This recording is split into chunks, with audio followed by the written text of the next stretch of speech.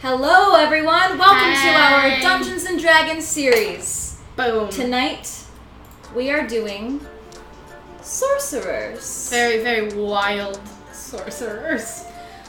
As you can see, we are dressed very strangely.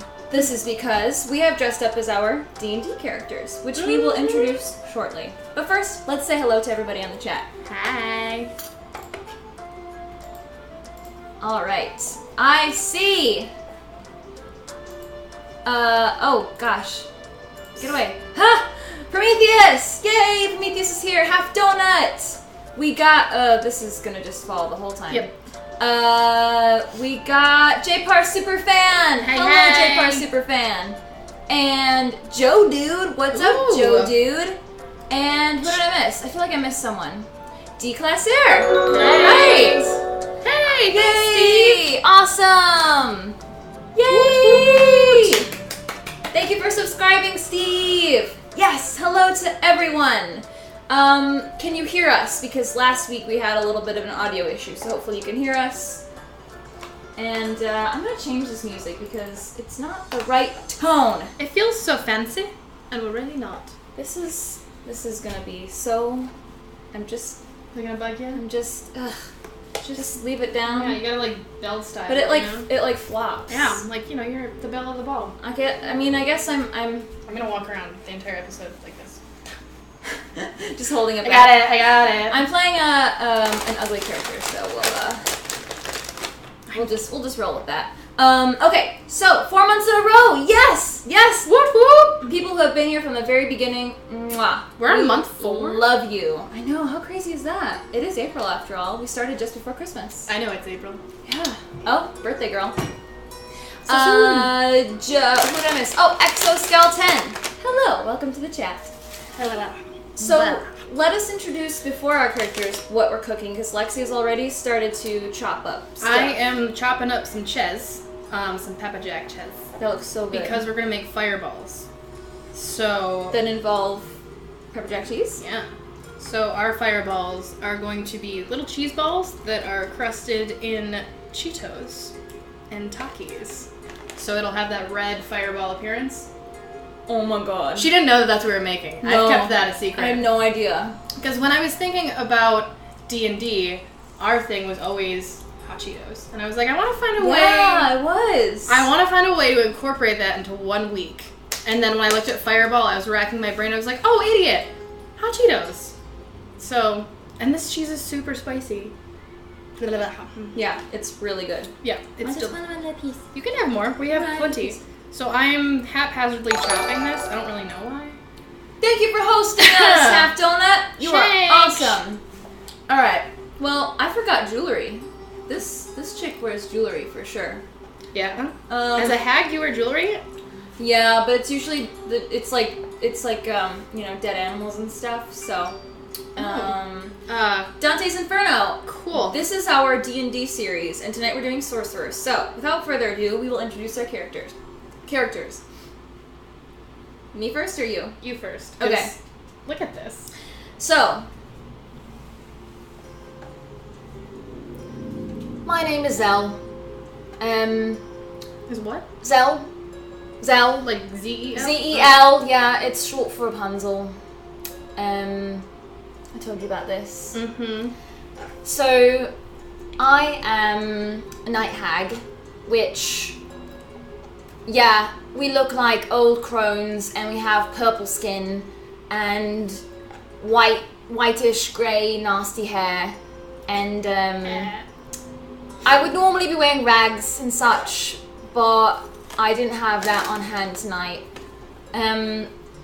Anyway, I'm a shadow sorcerer, and basically, the long story short, we'll get into the long story later, is that if you don't know how night hags are created, what they do is they steal children and they eat them.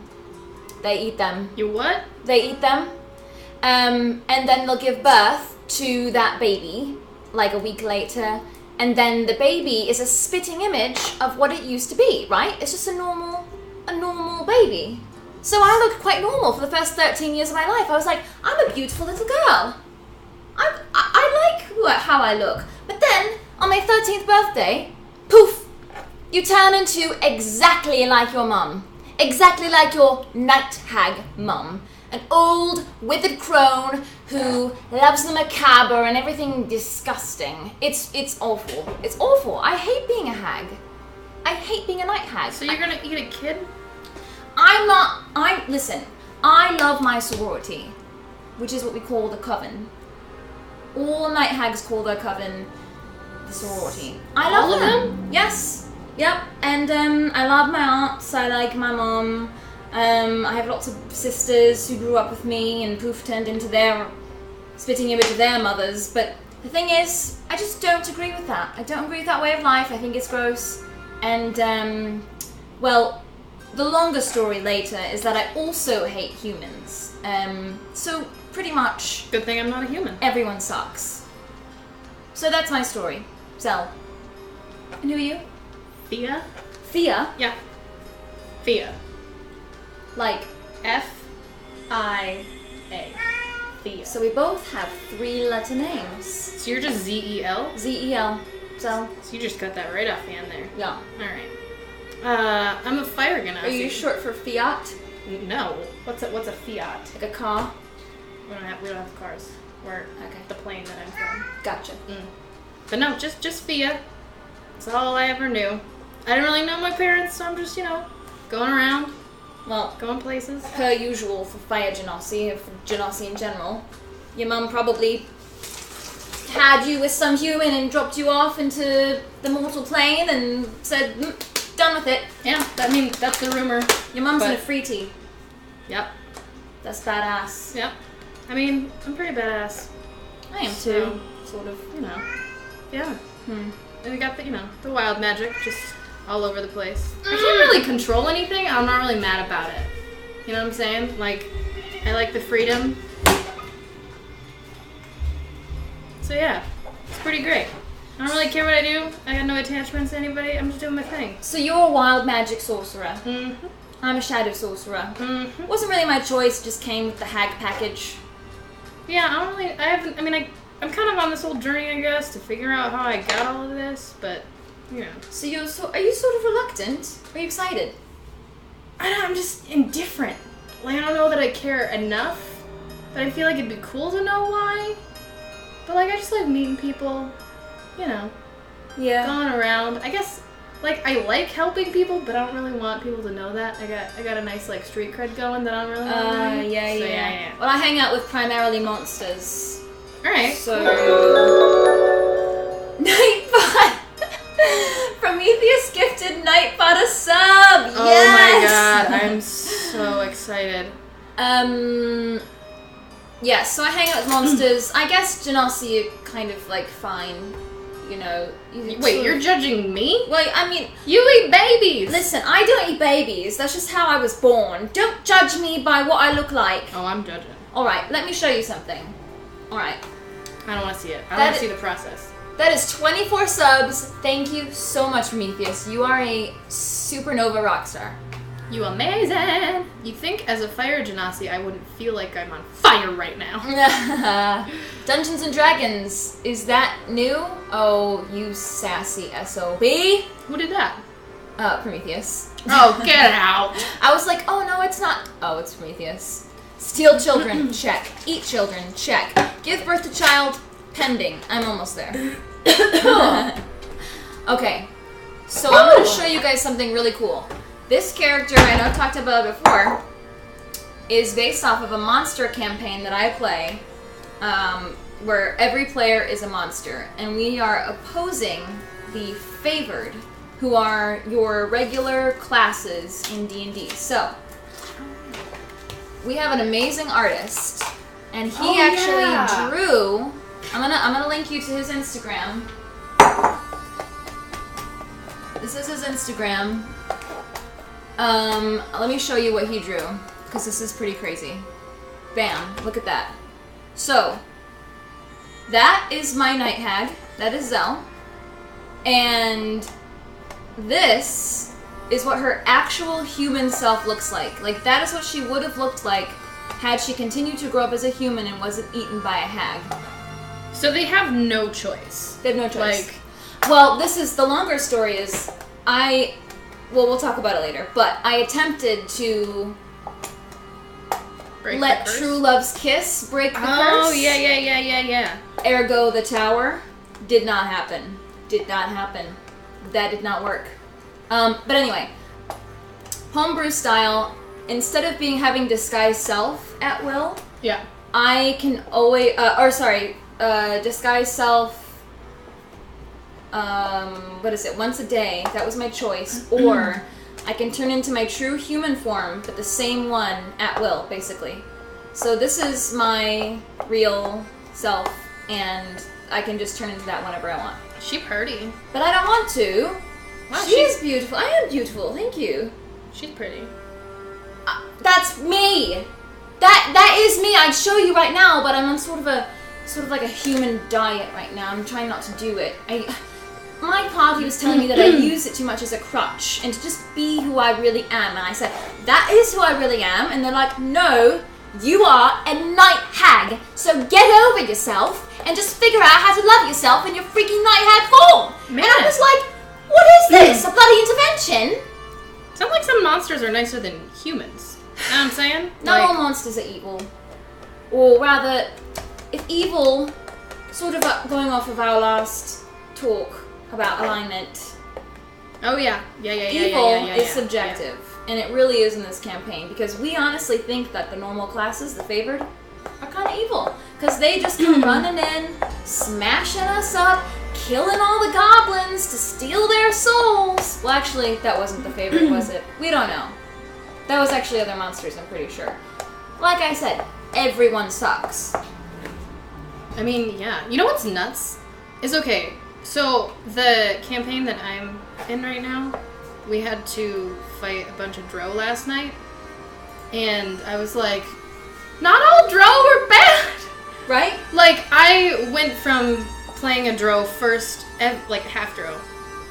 The first time I had ever played D&D. And so I'm always, partial to being like, I'll trust this drow, and every time forks me up, you know what I'm saying? I mean, drow are normally sort of not good, you know, dark elves. I like drow. But you can't really put them in a box, you know what I'm saying? I guess. I like the drow because they have dark grey skin, and I've got, you know, purple skin. There's a purplish tint to it. You could... Yeah, right? You could pass for siblings to a person who didn't know much. Yeah! I could totally be related to a drow. Yours need to be a little pointier and calm some other stuff down, but yeah. Yeah, I'm supposed to have horns. Oh yeah, you can't use those. Horns and warts and other nasty stuff. This is not the biggest problem. Yeah. Ladies, how many campaigns are you a part of? One. One, and for me, 2, currently. I'm in the process of, learning how to DM, because I want to do my own campaign, and I've wanted to for a very long time. Yes, that is a goal of mine as well. It's just a lot of work. Yeah, and I wasn't the biggest, D&D well, neither were you when we started. I didn't even know what D&D really was. I was like, oh, that's nerdy stuff. And then Jess went crazy and was like, I know everything about everything! To the point where I remember when we were doing it, you were like, that's not what drow do. And I was like, actually, it's a half drow, and we've homebrewed it. And you were like, oh, that makes sense. Yeah. But I was like, I didn't even do that much research into the mythology of drow where I was like, can I? No, wait, what? They've got a whole set of novels about drow. They do. Drizzt. Mm-hmm. He real bad. He's good. Well, for them, yeah. Okay. So DMs represent! Yeah. It's a ton of work and it'll probably never play again. Super worth it though. Yeah. I want to. I'm on my 3rd character now. And as we're going through, because you actually have a sorcerer and you've had most of the characters that we've been doing. I had to make a bunch of characters for this show. So now I'm like, who do I want to play? I want to play all of them. Yeah. When I was creating Fia, I decided, because I'm a very big person of romance and love and fairy tales. Really? And I know. Didn't know that. Did you know that? I didn't know that. I discovered it. My hands are not purple. And I was like, oh man, it would be really fun to just play a person who gives 0 forks. And so when I read about a fire genasi and that they're normally just kind of like cocky and are like, yeah, whatever, I was like, that's so fun. Because normally I've been playing the Peacekeeper in every game I've ever played, and I was like, I don't want to do that. I want a fork step up. Yeah. It's fun being chaotic, but your party kind of hates you sometimes. Ergo, Lynn. But we won't get into that. The Dahlia of that is like, but no, even me, I was like, there's like a healthy amount of chaos, and I don't know. That could be subconsciously why I didn't choose Lynn for tonight. What? It's because there's so much like, stuff. Yeah. With it. I still love Lynn, which is, I was going to do a water genasi because I like better upon reading them, but I was like, that'd be weird if I showed up as a water genasi. No, it wouldn't be weird. Hey, it'd be fun. Glowing. Okay. I'll show say them like the food cam. Show it off. Lexcee chopped the fork out of this. Mm-hmm. Cheese. It's like, That's my description. And now you're gonna plop some cream cheese into it?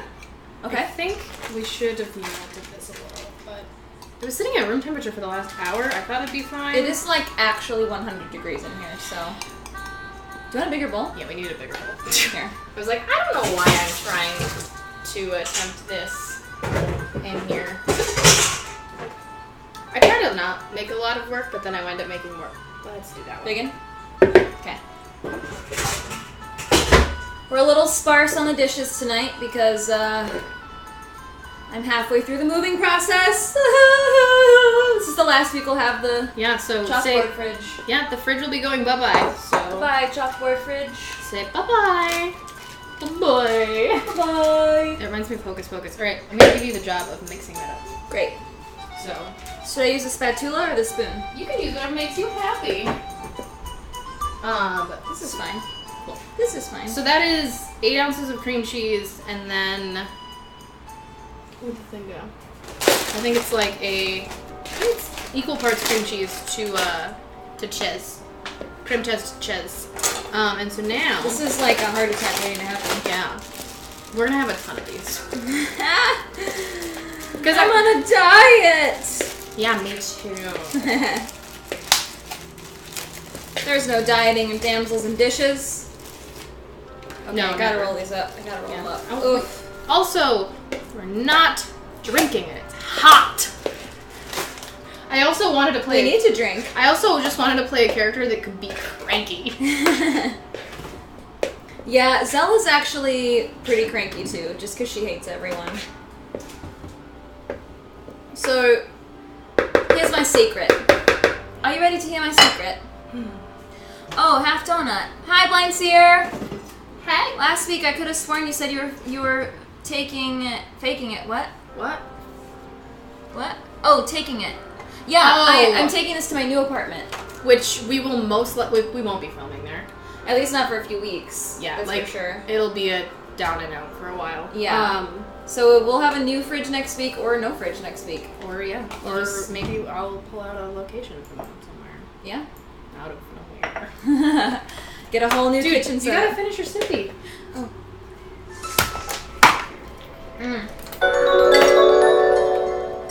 Yay! Thank you for the gift. That's 25 gift subs, Prometheus. Oh my god. Amazing. 25. I'm gonna chug this in your honor. She has 25 seconds to do so. 1, 2, 3, 4, 5, 6, 7, 8, 9, 10, 11.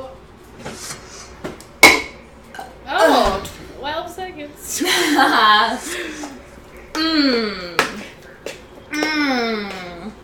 Really glad that was not alcohol. Yeah, that would have been rough. That was water. Definitely would not have done that if that was alcohol. So are these imperial or metric seconds? It's our damsel second. It's its own metronome. Metronome? Yeah. Yeah. Metronome, metric, yeah. You ever say a word and you know when you say it you're right and then you rethink it? Yep. You're just like, all the time.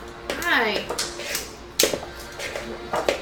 So originally we were going to light a drink on fire tonight, but because California hates butane and it's very hard to find, and because I didn't want to spend extra money on a higher proof alcohol without the fun flaming guy, we are not flaming things up. Aww. But we will be flaming things up at some point or another because I did so much research on lighting stuff on fire.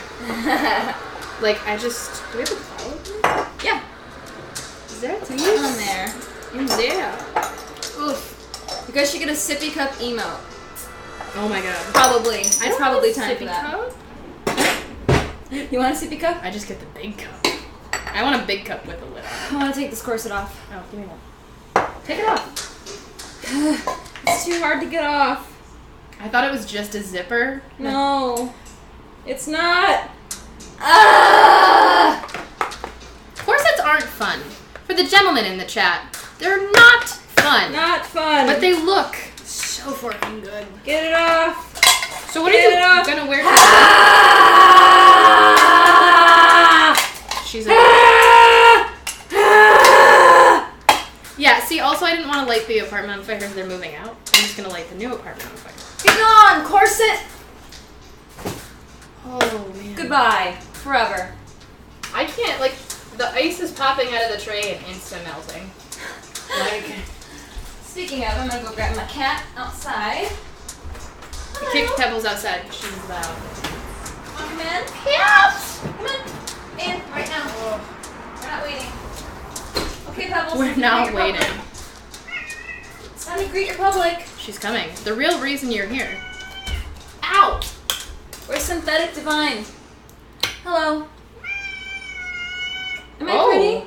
That was a loud one. Pebbles, am I pretty? Am I pretty? Am I beautiful? Do you like me like this? Hmm? We're making cheese.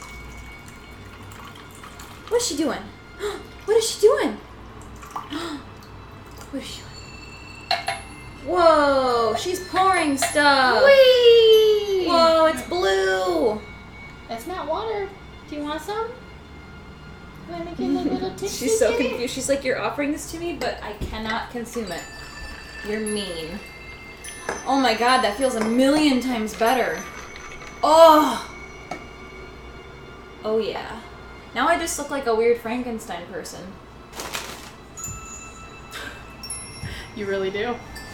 Be right back. Oh, there's no alcohol in here now. What? Well, what's the point of that? Hang on. What do you mean there's no alcohol in there? Because I didn't put the alcohol in yet. I feel like a hipster aerial bartender in my outfit tonight. Like if... Who am I thinking of? There's a Disney character? No, not a Disney character. Tonks from Harry Potter. If Tonks from Harry Potter and hipster Ariel had a kid right here, you know what I'm saying? Pebbles is just trying to avoid Jess's gaze. That's true. Alright, I got some other accessories that are not corset. Is it a dead animal? I've got fire and ice. Oh wow. Yeah. That looks really good. Yeah. Oh, it's like brown. Mm-hmm. You guys see this? Let's show you in the food cam. Pebbles is just trying to avoid Jess's gaze. Nothing ever does this justice. I want to do like it's just a drink day. Yeah. Drink photography so day. Cool! Yeah. I have just been playing around with alcohol lately, and it's kind of the best thing. Yum! Okay, I'm gonna show you guys in the food cam. Well, I guess this isn't the best way Actually, to show you. yeah, you gotta go that way. You gotta get closer. Yeah, right there. There it is. Boom! Wow. Much beauty. Much magic. Half donut, I'm working on it. I'm working on the cookbook. What do you call these? Ice storm? The ice storm drink? Yeah. Excellent. So, originally I would do like crushed ice with this because it's so hot in here. I'm not taking the time to... That's straight alcohol on the top. I know that now! Okay. So, what you want to do is we're using Malibu rum. You can still light this on fire if we had used the right alcohol. Can we just stick a flame on it? Do you want to try? Yeah. Of course I You want to should not try in your plastic cup. I'm going to tell you that. Is that? Oh, okay. We'll do it in the glass cup. Here.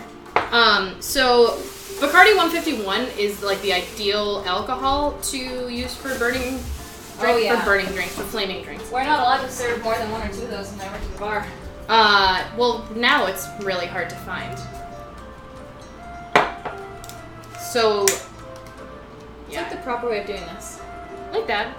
But the alcohol proof of Malibu is not high enough. Light. Yeah, so this is technically a 2-layer cocktail. I poured the vodka in the middle, so vodka gives it like a nice stabilizer, because I poured it nice and slow like that, and then poured the rum on top, so that's how we have the brown layer. I'm getting better at separating drinks, so the next drink we make will hopefully have 3 layers. Wow, that's really cool. But are yeah. you supposed to drink it so that all the alcohol's on top, or are we supposed to mix it? You mix it. So basically, it's just like flaming drinks are just about presentation. There are a few alcohols that it will make them taste a little toastier, but for a drink like this, it wouldn't change the flavor of the drink at all. So it just makes it look cool. So that's our ice storm. Yay! Brilliant job, Lexi. Thank you. As always.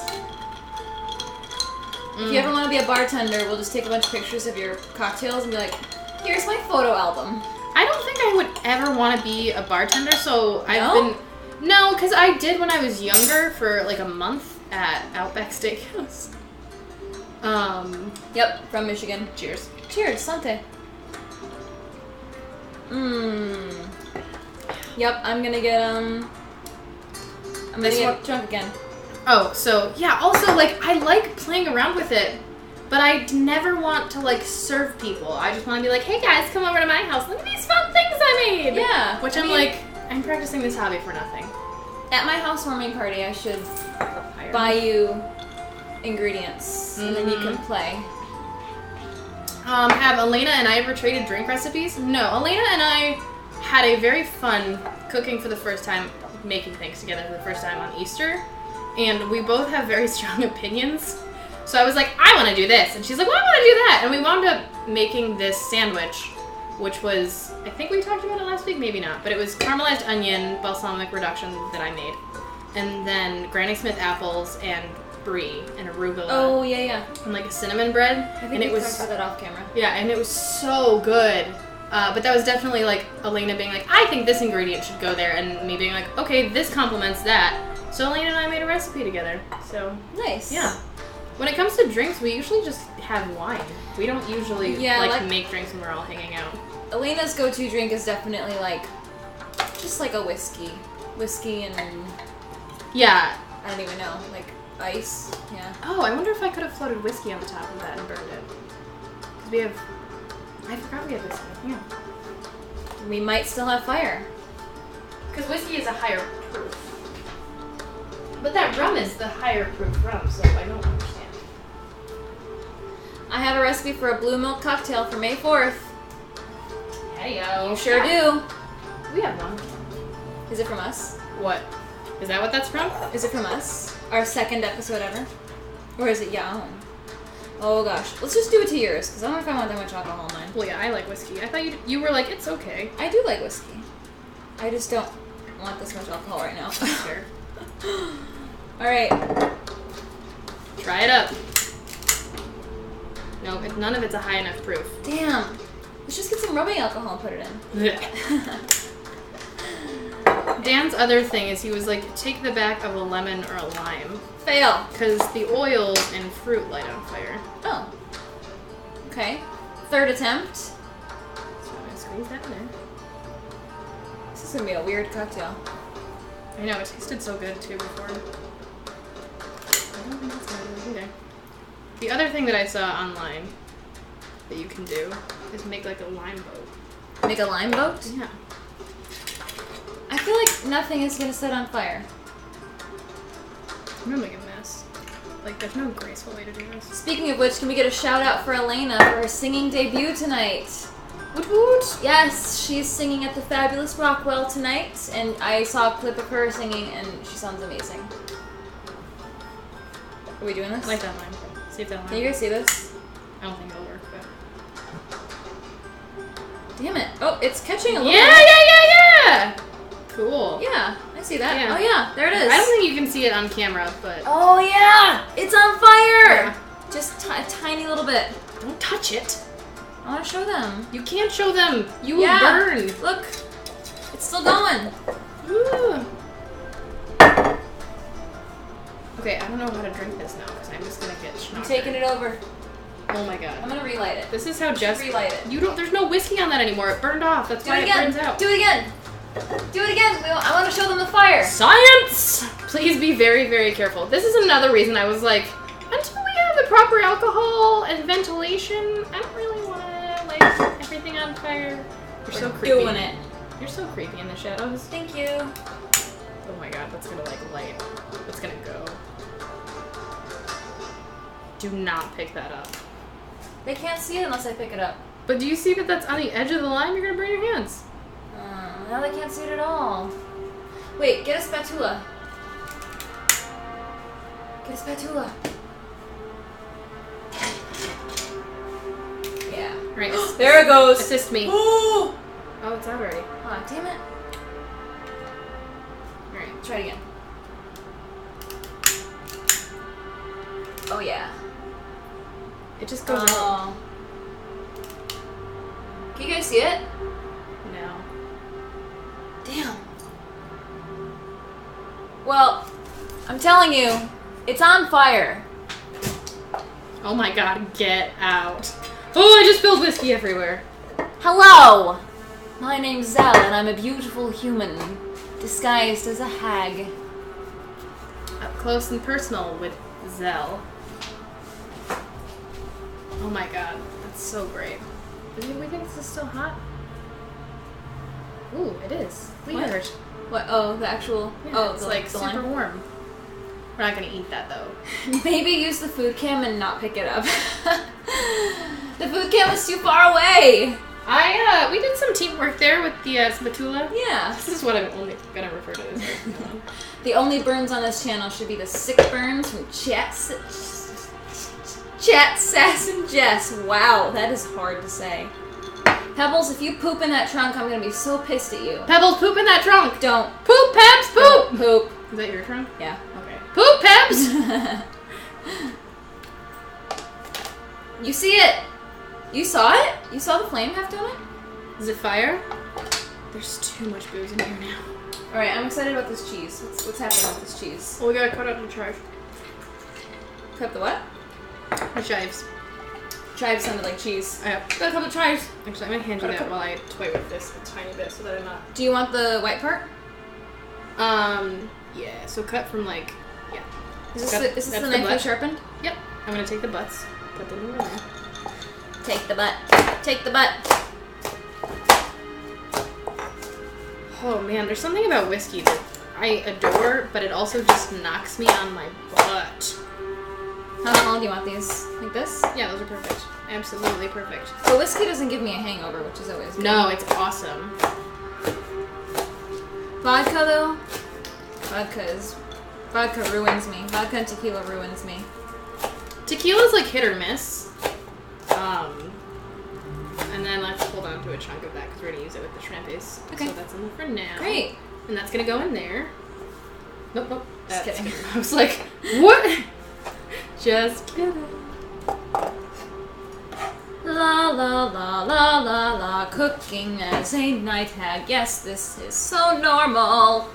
We are normal people, cooking normal things, looking normally. Is this our Bard episode?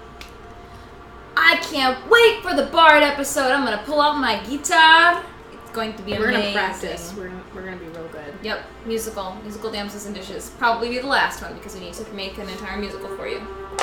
Okay, should I mix this up too? Yep.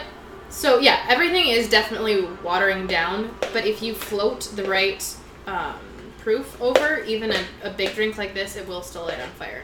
That's what I learned. But finding the right one is a pain in your butt. I'm gonna grab garlic real quick. Okay. Putting garlic in this? Some garlic powder, yeah. Great. Yeah. If you haven't noticed yet, I like garlic in everything. So that's like a tablespoon of garlic. gonna mix that up real good. I'm just gonna shoot this way just a little bit so that I can get this. Hey, so are any of you? Oh wait, never had tequila or bourbon. Ah, okay. What classes have you not done yet? Is that a question to us? We've only done 4 so far. They've all been magic users. No, one of them hasn't been. Paladin still uses magic. Yeah, that's true. They're like a, what are they, they're like a we did caster? Druid, Warlock, Paladin. Yeah. This one. Yeah, they all have magic. I mean, to be fair though, most classes can use magic. Right. Like, well, the only ones who really can't is Fighter. Barbarian can't. Barbarian. And... Ranger? Ranger can't? Rangers do use, they, like, talk to animals and stuff. Oh, right. So yeah, I'm pretty sure they use music. Music, they use magic. I need to look back at a druid, because I thought the whole point of Circle of Moon is that you could transform. And all druids can transform. But that one can do the higher level ones. Yeah, because Circle of Land, you get specific ones, right? Circle of Land, I think, is more of a... Actually, I don't know. I'm more familiar with Shepherd and the other one from Xanathar's, the healing one, that I can't remember the name of at the moment. Alright. Ooh, now it's all juicy. Mm-hmm.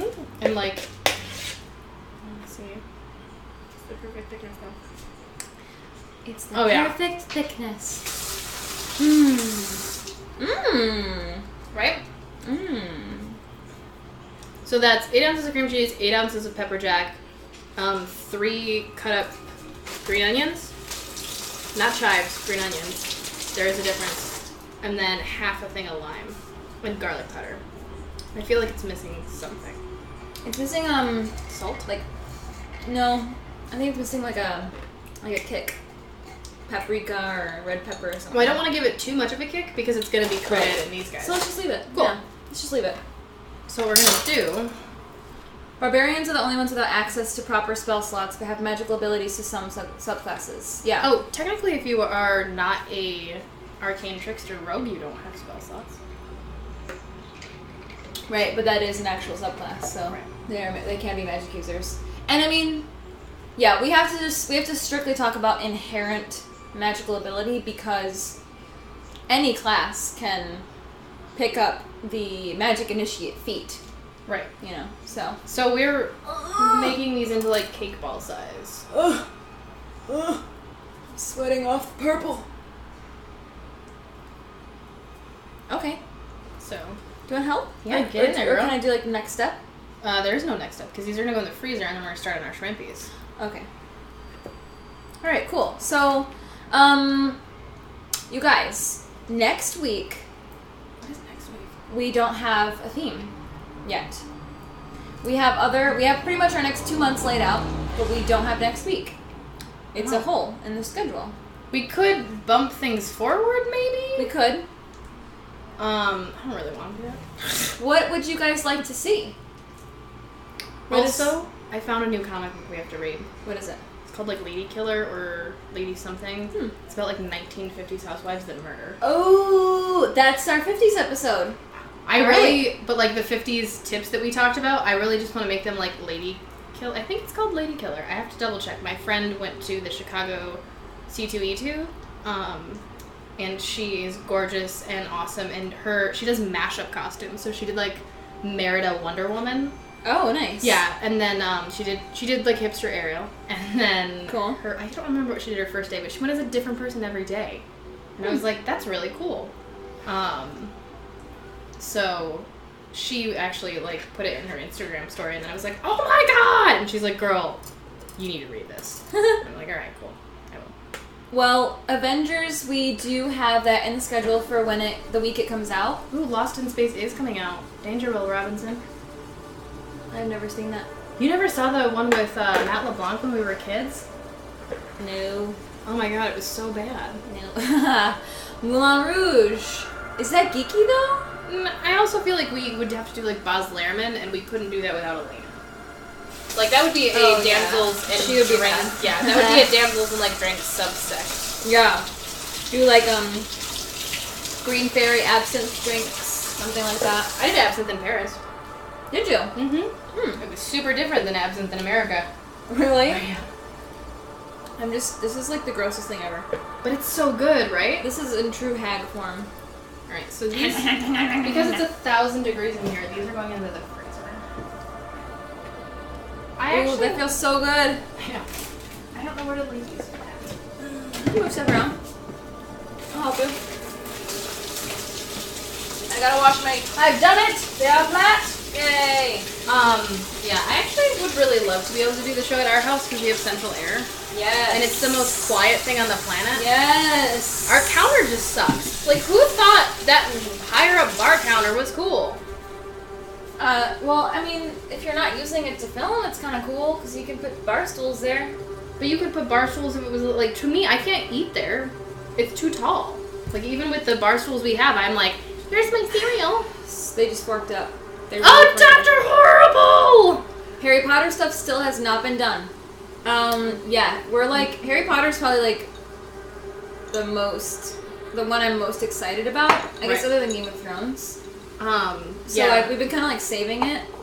I'm waiting for whenever you want to do Harry Potter. Like, I think I accidentally pushed it back, but I think that was because of Avengers. And I was like, yeah, we had 2 different dates. We had the anniversary of the Battle of Hogwarts, which is in end of April, early May. Yeah? Yeah, and so that was Avengers.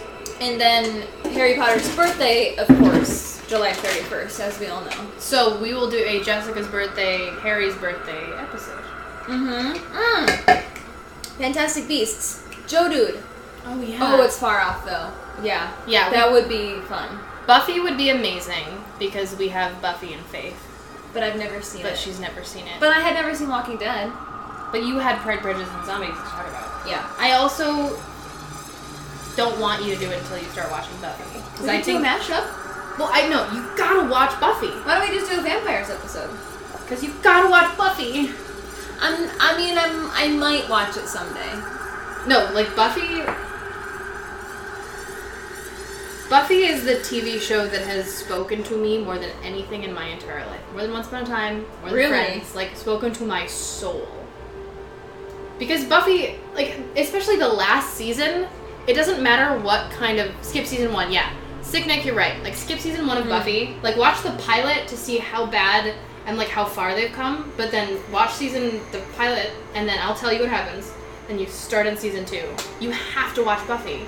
Like, it's but I can't watch it all by next week. No, not... Well...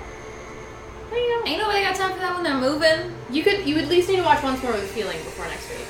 Watch what? The musical episode. Okay. I can't decide if I would do Buffy or if I would do Anya, because, like, the pajamas are fun. She has, like, these red, like, fuzzy bra and, like, silky shorts and fun little shoes with palms on them, and she gets to, like, dance around. Yeah. That'd be comfy, too. Or the big bunny suit. There's so many good Buffy costumes. I have seen one episode of Firefly. Yeah. We could do a Joss Whedon in general, but I feel like we can't do Joss Whedon and then Avengers, which is what the lineup is currently. What is the character that I would be on Buffy? Maybe that'll help me decide. Faith? Yeah. Okay, I'm gonna look up Faith. Like, because Buffy and Faith were such adversaries and then grow to be really great friends, and it's a blonde and a brunette. Eliza Dushku. Oh, I could totally do this. Oh, Yeah. I recognize her. For sure. Well, that'd be basically just Jessica. Right? She's totally Faith. I think you're a little sweeter than Faith. I get a crossbow. You know you don't. That crossbow gets thrown around a bunch. They have an epic fight, and it's so good. Oh, it's too bad we don't know hand-to-hand combat, because we could choreograph a fight. We could choreograph a fight? You didn't take hand-to-hand combat? We're Buffy and Faith already. Like, Faith tries so hard, Buffy's just like, girl. Your hair smells so weird from that stuff. Very hag-like. But yeah, Thanks. no. We need to watch Buffy. Someday. This week. Someday. Tell her she has to watch Buffy this week. Give her the time. What? Okay, but how? Do you have 3 hours where you can be like hacking and it's on in the background? Yeah. Okay. Okay, we'll do a Buffy episode, but you guys have to give her your top 3 episodes. Okay, if you guys honestly can like do a vote, maybe we'll make a poll on Twitter and give me like the best ones. Like Once More with Feeling is an obvious one. You can't. Maybe 2 more. Also, I'm gonna state this rule as a Buffy fan: she's not allowed to watch the final season. Like, we will do a spoiler-free thing, but the final season she has to like watch on her own. Okay. So like no final season, no season 1. So that's 2 through 5. So 3 episodes in 2 through 5, I think is pretty doable for you to understand like the basis. So are we deciding on Buffy for next week? We'll come back to it. We will come back. What's to it. next on the drinking? I mean the cooking. Oh wow! Yeah. Freudian slip at its finest. Is that Sick Nick Bro who said Buffy? So cheese is Hush! Halloween episode. Yes! What? Oh! What? Hush is a completely silent episode. Oh. Like, it is the only silent episode in television history. What? I think. Or like the first one in... Yeah. What is Perfect Happiness? I don't know episode names. Is that clue enough of what Perfect Happiness? I don't know if I'll be able to handle this. Oh, so far I can. Oh, do you have a little blendy guy? Remember when I was like the little bullet blendy thingy? Right there. Oh, and that's her juicer. Oh, that's not what you're referring to? No. That's a juicer. What blending are you referring to? The little green thing with the boop. I don't have one of those. Yeah, it was up here before. What? Yeah. I mean, I have a food processor. Yeah, that'll work. That's not the episode name with certain characters in Perfect Happiness. Tabula Rasa? Tabula rasa! Clean slate. Is that what you're talking about? 2 points for Latin. That's from a movie I was in. Actually, there's an episode of Tabula Rasa on something else, and I was like, oh, it means you forget yourself because of Buffy. And my roommates were like, oh, that's really cool that that's what that means. I didn't know. Is this battery powered? No, Sorry. it goes on top of the blender. Oh, what? Yeah. Oh, that's epic. Like, that's super cool. Yeah, it's an attachment. So, I got us Takis to snack on. I didn't get us Takis to use. Oh, really? Takis to meet. We just turned it out. Okay. Because to me, Takis are more expensive. Yeah, The Gentleman. Doug Jones, everybody. Prometheus, have you never seen Buffy? Like, I haven't seen Doctor Who. Have you? No. I've seen like 4 episodes of Doctor Who. It's one of the fandoms I never got into, unfortunately. Oh, cool. Thank you. Oh, it's wrapped. Yep, I got it. Thank you. The crying angels or the angels in Doctor Who really freaked me out, and that was like the 3rd episode somebody showed me. I was like, I'm done, I can't. Prometheus. Haha, yes, I've seen Buffy. You know what? I don't like how smug that sounds. I don't like it. I went to WhedonCon. I did the Dr. Horrible Sing Out Loud blog of Bold. Have you seen Dr. Horrible? Yeah. Neil Patrick Harris, Nathan Fillion, I've seen part of it, but I have not seen the entire thing. No. I'm gonna try and figure out how to mute just our voices. Alright, let's see. Yes, Innocence! Ah! Okay. Alright, I'm gonna do a quick test. Tell me if you can still hear.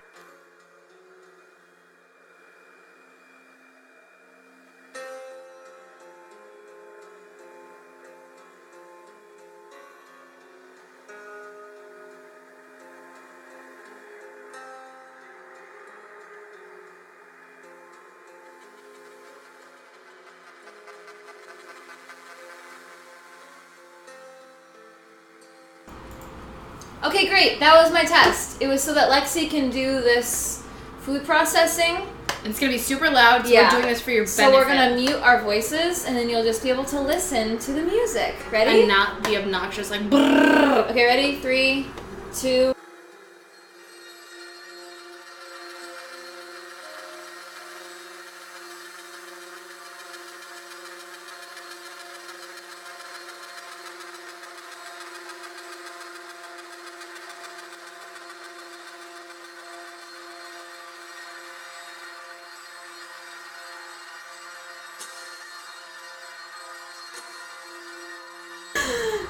That was so loud. You are so lucky that we did not keep the volume on. Oh also, my god. She was like, I'm turning the volume off. And I was like, that's nice, thinking it wasn't going to be that. No! I know how loud that is. I used to make hummus. I don't think I can hear inside anymore. Once more with feeling, hush, and either innocence or becoming. Okay. Okay. You got that? Wait, Remember that? Innocence. Is Innocence is that Dark Willow? Like Dark Willow? Not like that alternate Willow, but Dark Willow? Is that Innocence? Or am I getting it confused? Alright, let's show them. Also, this music is super hushy. Rings. No, like Buffy in the Hush thing. Like inquisitive yet kind of creepy. And she turned that off and then looked at me and I went... Like, I was like, oh, that's the storyline with Angel. There it is, thank you. So yeah, we just pulverized some spicy Cheetos. That's awesome. I'm excited about that's plugged over there. I am too. This is my first, like, using a random food. I'm watching a lot of Try Guys, too, where I was like, These are way spicier, though, right? Yeah. Nothing like a handful of some pulverized hot Cheetos. Okay, chat. What do you think is spicier? Takis or Cheetos? Hot Cheetos. Because I say Takis. They kind of burn a lot. They're pretty hot. Like a lot. These taste better though because they have a hint of lime. Yeah. Well, we put lime in the cream cheese. Yay! Takis do taste better. I'm glad I have this. Cheetos are just hot for the sake of being hot. Also, that's pretty much my motto. Holy balls. The reason that they're coating cheese is because dairy is it helps coat spicy stuff. And also Jess and I have citrus drinks which will pair well with spicy things but don't amplify it. So I made sure to like know what we were drinking to not put us in horrible pain. Neither of those things are available here. Where are you again, New Zealand? They just taste so good. Okay, so now what? Oh, shrimp. Okay, so this is pulverized. I'm gonna put that there. I'm gonna put it there.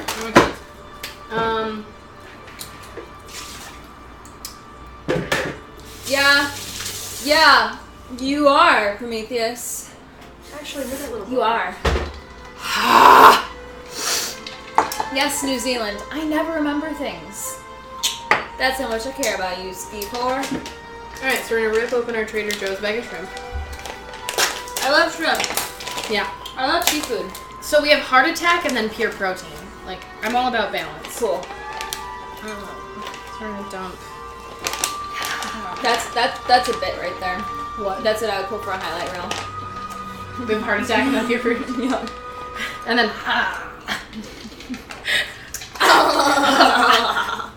Would you do me a favor? Will you throw this in the trash? Oh, what? There's something. Oh, it's water. Yeah, it's water. I just wanted to wash my hands immediately. Yeah, I'm gonna dump this up right now because I don't want my trash to smell like weird shrimp. It's not weird shrimp. It's gonna smell weird once it's in the trash. It's fair. Fair.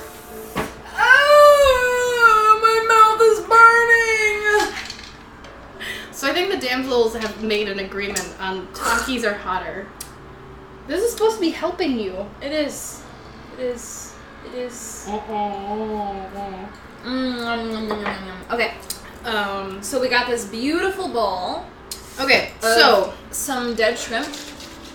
Yum! Shrimp corpses! I love shrimp corpses. These are, they're from Trader Joe's, TJ's. So they are not skin off. What is that? Shell Deveined? off. They're shell off. Are they deveined? These are Mexican shrimp, so they don't have a lot. Heartburn. Instantly. Okay, so what we're going to do, we're going to power through the heat. We're going to power through. And I'm going to use Nellie and Joe's Key West lime juice. So nice. It's key lime juice. And if anybody ever tells you that a key lime pie or key lime is the same as a regular lime, you punch them in the face.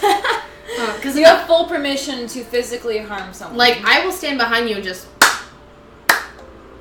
We'll be there. Yeah. Or you could just play this clip. So... Lexie, what about the body, too? No, the body? We can't show the body because, like, she needs to, like, fall in love with the characters to see that episode. So, like, I can just... Buffy's such a good journey that I don't... Okay. I'm going to dump this on here while I contemplate that thought. So this is probably, like, a third of a cup of Nellie and Joe's, which, while it says famous key lime juice... and people laugh, it's actually the one you should only be using. Really? Like, my grandparents, like, brought us up in Florida during the summer, and this is all we ever used on everything. Oh, you're putting a lot in there. Yeah, it's a third of a cup. Wow. Yeah. So it's not lime juice, it's key lime juice? Key lime juice. And it tastes different, you said? It's, to me, key lime juice is a more, like, if you squeeze some of the water out of the lime. It does smell like key lime as opposed to regular lime. Yeah, there's a huge difference. They're slightly sweeter, and they're, it's just more concentrated. Because they are smaller, there's less water, so science will tell you that the density of flavor is going to be higher. I love the Florida Keys. I love Key West. I love Deer Key. So I'm all about this. I had some key lime pie in the Keys, and it was... Key lime pie is my birthday dessert. Yeah? So since I was a little kid, I've always loved... Yeah, The Gift. The Gift. Just watch The Gift. The Gift? Yeah. Okay. I love that we're moving forward, but they're so into us doing the Buffy episode. Alright, enough about the Buffy, y'all! No, you keep talking about Buffy, and I will absolutely, like, decide, but no, The Gift is great. Like, top drawer. Top draw! But yeah, like, I've had key lime pie forever, and then Laura's mom was like, what do you want for your birthday? So, 10 years ago now, it has become my birthday thing. They're like, I have to have this on my birthday. So every year on my birthday, I have key lime pie. Nice. And I'm a pretty big judge of it. If you fork it up, I say something. I'm very upset that we can say things like a decade ago. I'm upset that that is a thing. Like I'm not. A decade ago, I can remember what I was doing. I was 18. I was 16. Almost 19. So I was done with... I was 16. Going on 17. I'll take care of you. Anywho. I'm an alto. I'm an alto. I'm not mad about that at all. Like, when people are like, when Miranda tries to like, oh, you're gonna be 30 next, I don't care. Like, who I am now, as to how uncertain and like, I was so, like, I am emotional now, and I'm a big-hearted person. But who I was then was just so, like, it's like an octopus out of a tank just not knowing what to do. Where I'm like, I'm much better off now. I love who I am. I love, like, where my life is at now. Aww. And I wouldn't take that. And even though, like, You guys! I hate my job. Whoa! You love me! Oh my gosh! What does it say? Preach about key limes. Florida girl here. Yeah! No, seriously, Yes. key limes are my jam. Have you been to Deer Key? It's the best key. Because there's little baby deers who you can't touch, otherwise they'll get fined. They're little baby deers. Oh. Like in the Florida Keys? Yeah, I'll show you. But anyway, you should continue what you're saying. No, I'm just really happy with my, like, my mentality. Where, like, my job is not great. I hate my, like, money-making job. They're aware of it, so if they're watching, it's not the worst thing you just heard. And...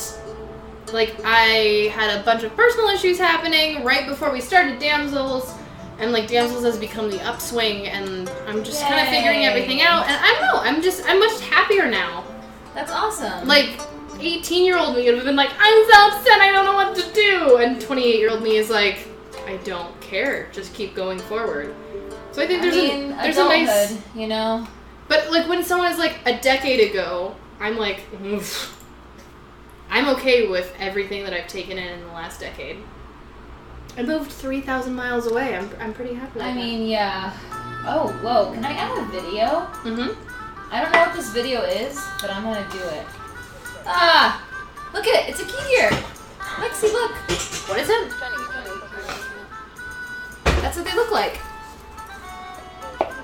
Multimedia presentation.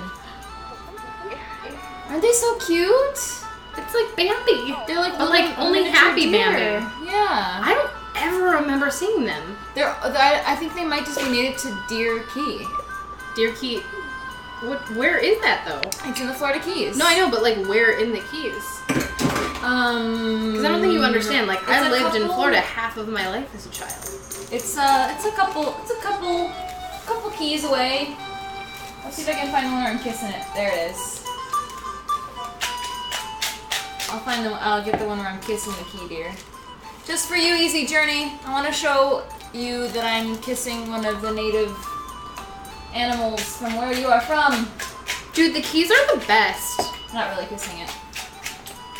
Oh, that's cute. Isn't it cute? How old were you? Was that a decade ago? No. This was when it was 2012, I think. It's so cute. It's so cute. I love you. Yay. A big-hearted person who just encouraged violence. You. Yeah. Donation hype! Yes. What violence do I encourage? Hitting people for something about Buffy? Oh, yeah. Yeah. I'm still big. I love Buffy. If I love something, I will allow violence in defense of honor. Don't just hit people if they're like, I don't know anything about Buffy. Don't do that. But if they're like, Buffy sucks, then do it. I am complex. Easy Journey. I just want to let you know that The Six-Toes Hemingway cats? They're so cute. your donation is very much appreciated, and we love you for it, and it helps us buy groceries. Because, you know, this all comes out of pocket, of course. But we want to let you guys know. Yes. Yeah, no, Do you want to take it away? No, I think you're on a track though. Okay. I'm very happy with what she's going to say. Yeah. We've been talking about this for a while. Yeah. Like, we do really just appreciate you guys being here. Yeah, we want to let you know that like we don't need you to donate to us. We appreciate that you do, and we love it when you do because it helps us. Like, it genuinely, you see that it helps us. It goes here. Like, that little, like, tinkle on the screen, like, you guys are like, oh, look what I just did. But honestly, it makes our week and our month and everything. Because, like, we love being here with you guys, and it just makes it so flawless and so seamless and just, like, we're all here together. Yeah, and it's also very encouraging to us that we feel like we are in it together. But the main point that we wanted to make is that we don't expect it, and we don't want anybody to feel obligated to it. And if you feel any sort of trepidation with it, like, I feel like I should because I like them and I want to support them, don't. Yeah, don't ever feel a trepidation. We can take care of it. We can buy the groceries. We can do the costumes. Like, we love being here, genuinely. So do not, if you feel any sort of energy, any second thought that happens, just don't put it away. Yeah, we don't need you to. We love it when you do. But no, we absolutely love it. Like, we do. Like, we love it, and please see through this and give us all the money. And all them shrimpies. Like, we're gonna use it on more key limes. Like, we're just gonna buy $100 worth of key limes. So, like, don't worry about where that money's going. But yeah, we just wanted to get that out there for you. We do, and we appreciate you and everything you've done. We thank you very, very, very much. So. Yes. Yeah. Cool. So, thanks, Half Donut. You're a fantastic host, and we love to help out however we can. Yes, much appreciation to the moderators as well. Yeah, no, they're keeping it together. Like, we're just derping around. Whatever, I'm donating to get you from shrimp to lobster. Oh my god! Oh, langostine? Ugh, I said that as such a, like, white girl thing. Langostine. Langostine! What is it, French? No, langostine is a... Okay, so if you think of, like, a little baby shrimp and then a lobster, in my brain, a langostine is the thing in between them. So it's like a baby lobster, but it kind of looks like a shrimpy. Once we're feeling, hush, innocence, the gift. That's the list so far. Seriously, like, the orange crayon thing and, like, Dark Willow, she doesn't need to... Or, like, that's a thing she needs to see later on and has to love the characters, too. Like, orange crayon, yellow crayon, orange crayon. Hey. The crayon monologue. You guys? Do I have something in my nose? It's kind of itchy. Is it that? What is that? What is that? Prometheus, you so sassy. Tell her to take the thing out of her nose. What is that? What is that?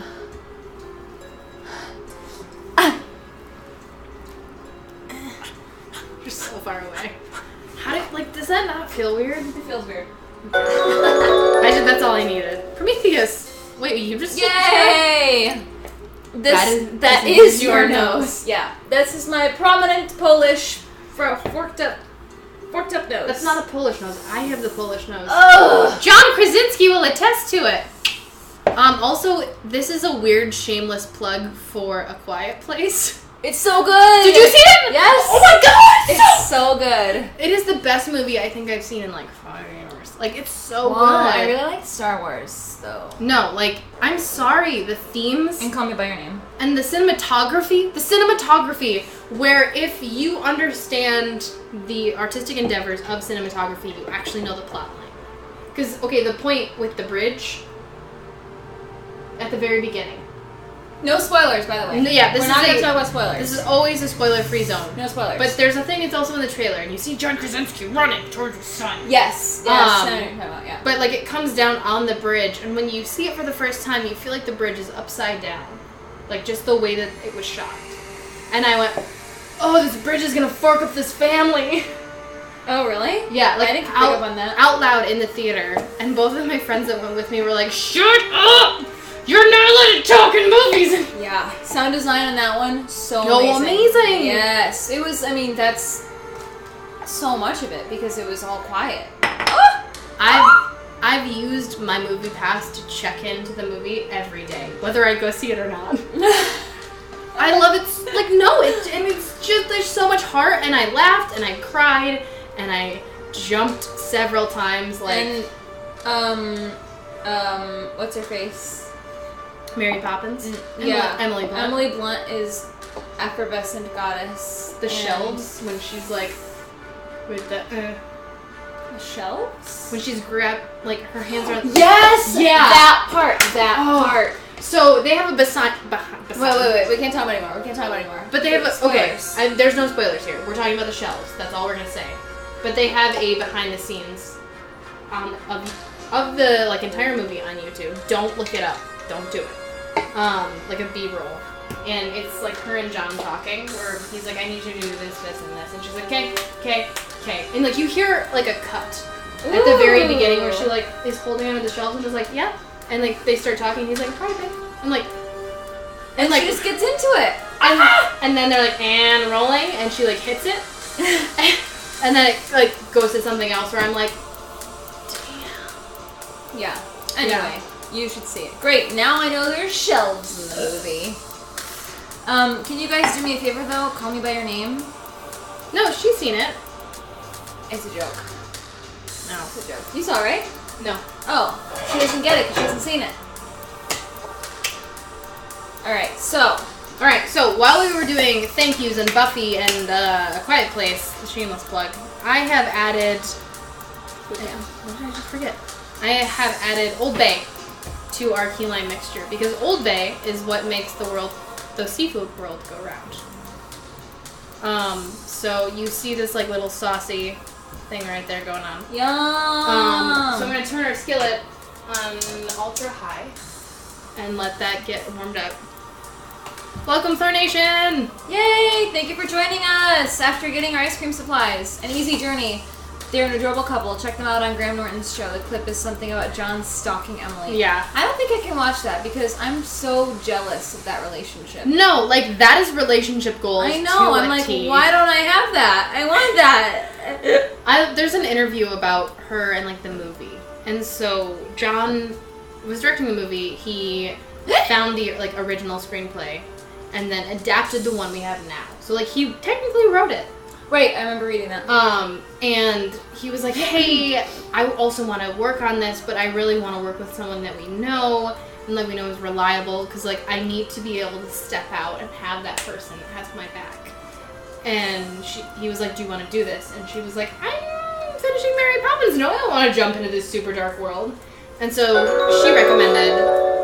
Yay, thank you, Prometheus, for the gift. 26 gift subs.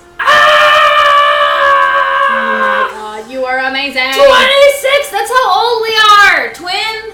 We are that old! You are that old? I'm just kidding.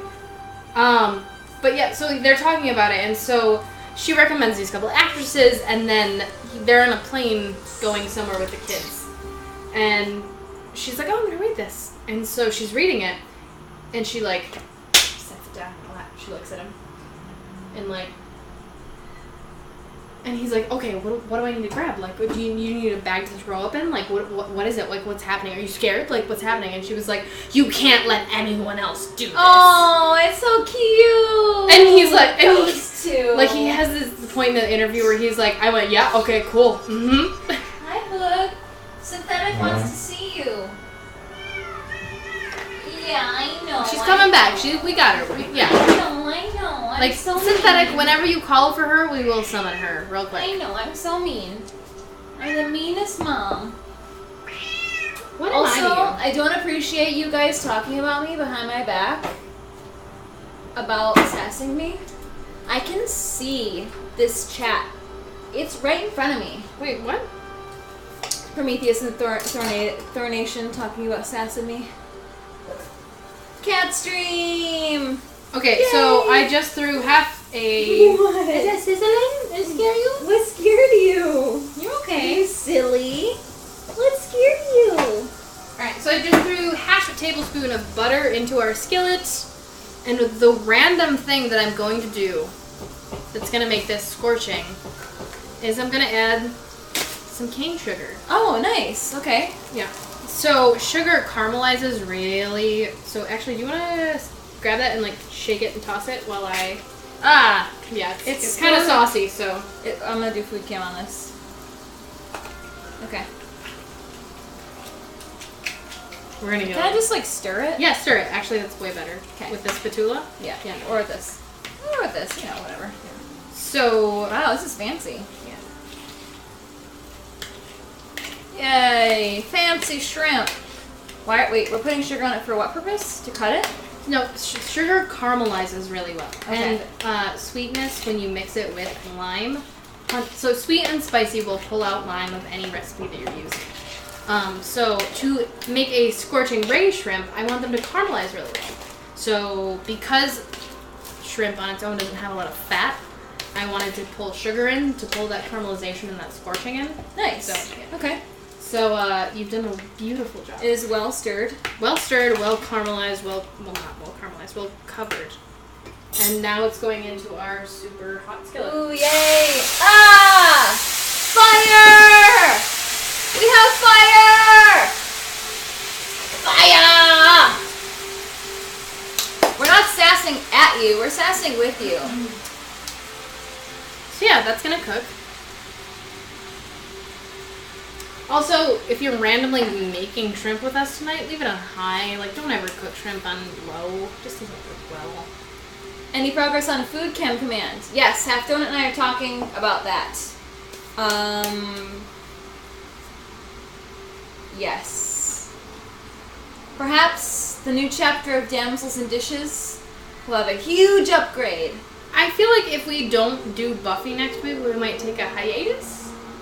Maybe? Potentially. Or it'll be like Jess and I gaming and not cooking. We could potentially do a gaming stream. Yeah. Yeah. We'll still dress up though, like we'll have mustaches. We'll make it worth your time. Yeah. But I will watch Buffy. I do vow to watch Buffy because you all decided which ones I should watch. You know, Thornation, I'm so glad somebody appreciates it. Like, I'm such a nerd. The fire got fixed, sort of. The stovetop works, but our oven still doesn't work because they had to order a custom part, I guess. Did I tell you our oven broke today? And in my new apartment, the oven's broken too! So... What the heck? I am making a paleo banana bread. A healthy banana bread. Where you take rolled oats, or steel-cut oats, which are already not, like, flattened out and crap, and put them into a food processor with banana, egg, and I use the bourbon vanilla, because it's me, and a little bit of honey.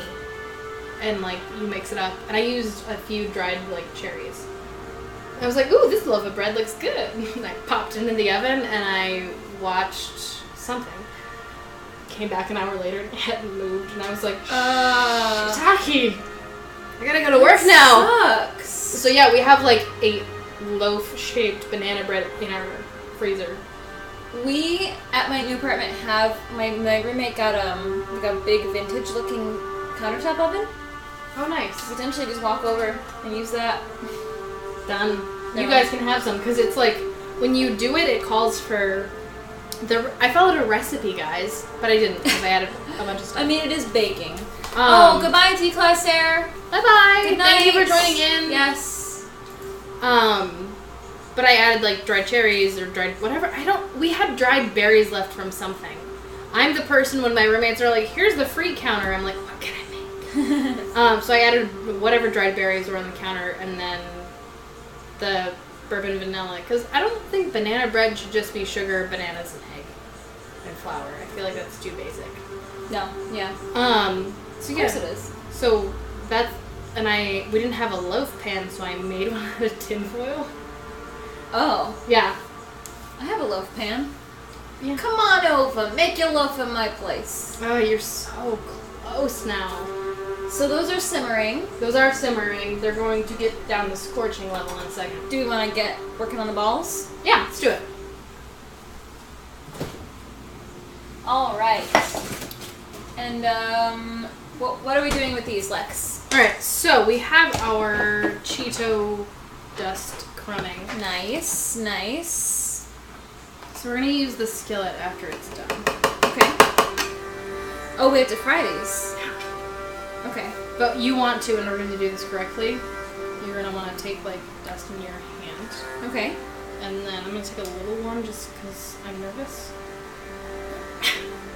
And then press everything in. Oh, okay. So it's good that you're saying that because we're gonna have to pop it back in the freezer. Okay. This is gonna be kind of spicy. Rule number 40. Ooh, it's gonna be good though. Yeah, like this might be one of my proudest recipes. Yeah? Of just being like, Flaming Hot Cheetos, what do you do? And when I looked up spicy cheese balls on the internet, nothing with Flaming Hot Cheetos came up, and I was like, you guys are missing out. Ooh, yeah. All right. Well, I think it's about time to get into the deeper story of our D&D characters. Yeah, we've been talking about Buffy and a lot of random stuff, so. Okay. So, back to it. I don't have an accent. So it's like Well, you don't always have to. No. I mean, if you're like a high elf or like, I'm gonna slip into it too, because I don't have an accent with the other character. Like, you can have an accent and do whatever, but you do what you need to do. So, this is the thing. I'm gonna turn down this music because it's torturing me. Also Donna was like, don't rub your eyes. For like the next 24 hours, no joke. Don't rub your eyes? Don't rub For your real? eyes. Okay. Yeah, like we're laughing, but don't rub your eyes. So, this is the thing. I knew that I would turn into a hag upon my 13th birthday. And I was like, no. I don't want to look like an old crone. No, thank you. Even though I love my mum. So, I decided that true love's kiss, because I'm a romantic, was going to save me from turning into a hag. So, I locked myself into a tower and hoping that a prince would save me. Because I read about sort of things like that in storybooks. And my mum was like, you're stupid. It's not going to work. You're still going to turn into a hag. And I was like, I don't care what you think. I'm 13. I'm going to do what I want. So I did that. And a prince rescued me. It actually happened. But he kissed me. And nothing happened. Well, let me clarify. I disguised myself perpetually as a human because I was able to do that. So I was still a hag.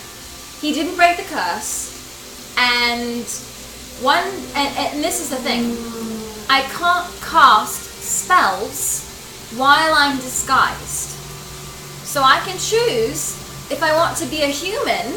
A human! You want to be a human! Or I can choose to cast magic. Most of the time back then I was like, I want to be beautiful. I don't need magic. I'll just be beautiful, thank you. And so I just kept up my disguise to be with this prince until one day we fell under dire circumstances and I had to use my magic to save him. And at the time, I was thinking, you know what? If this is true love, then surely, when I turn back into a night hag, he'll still love me, right? Because he loves me. No, that is not what happened. I turned into a night hag to save his ass from getting gobbled up by goblins. And he looked at me, and he screamed, and he ran away! That bloody person who I formerly loved turned on his heel and he ran far, far away. So, that's why LA natives, am I right? I hate humans in particular. And I don't think it's worth it to disguise yourself because it's all just bad news in the end. But I must say, I have a secret identity. Are you ready? Are you ready for my secret identity? Yeah. Also, the angle that you just gave when you said that was very, like, fairy tale. Which with a word on her nose. So good on you. Even though my heart was broken, I'm still a bloody romantic. So, my big secret is that, yes, I am the actual author, J.P. Sorcerer. Recognize that name? Of course you do. It's like J.K. Rowling. Super famous. I write very famous romantic novels. I did not know about this side of the story. Yes, I am the pen name. I'm the true author of the pen name J.P. Sorcerer for extremely popular romance novels. Have you ever heard of The Ogre's Daughter? 50 Shades Darkling. Is it a drow? A Darkling is like a deep drow. Deep, it's a monster version of drow. Oh, alright. I write romantic stories about monsters murdering humans. It's quite nice. But anyway, it helps me feel like there's some purpose for my existence in the world, and, well, so far it's working. Moderately. But that's it. That's it, really. That's my whole life story, the end. Quite depressing. Just write smut. Absolutely. Scorching. I do. I've got Cheetos all over my hands. Wait, where's the mouse? Look at my tats! There it is. So, our scorching ray shrimp, because of the sugar coming out like this, they're very scorched. Very flame broiled, you know what I'm saying? So, like, Yum. a sorcerer had their way with these shrimp is. I think they're burning. Smell some burning. Well, we want to be scorched. Ah, don't eat that again. Oh. Here. Very hot. Yep. I Very did hot. say careful in your defense. Is this the fantasy version of Bridget Jones' Diary? No! This No. is way more intense than Bridget Jones' Diary, yo. Sounds like you're better off without him. I mean, he's not prepared to love you for who you are, then he's not worth having. You know what? You're right. You are right. should have dated Shrek. You know what? I identify with Fiona. I really do. We're basically the same person. Except, I don't turn into my true form at night. I can turn into my true form whenever. Because I'm a magic person, and I can do what I want. I should mention that I'm still quite young and a little bit angsty. A little what? A little bit angsty. Oh.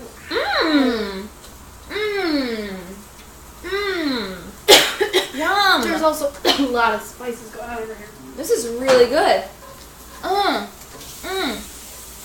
Just character clearly has poor taste in men. Just his character? Just kidding. He was the first human man who ever kissed me, and I was like, this is it. This is all there is. What, he's got money.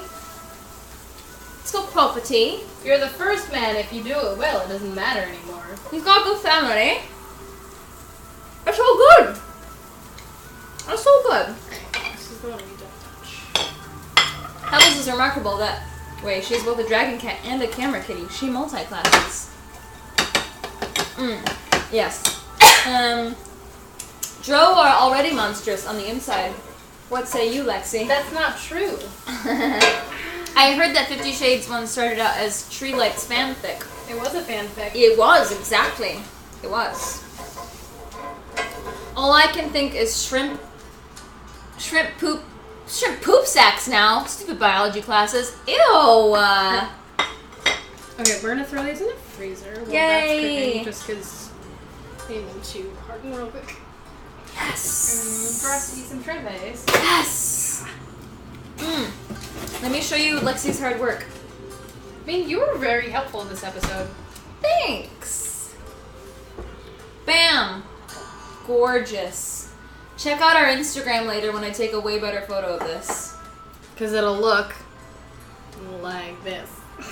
Oh, nice. You got it. Yeah, no. Go to town. Yay! She already set aside the food we can't eat.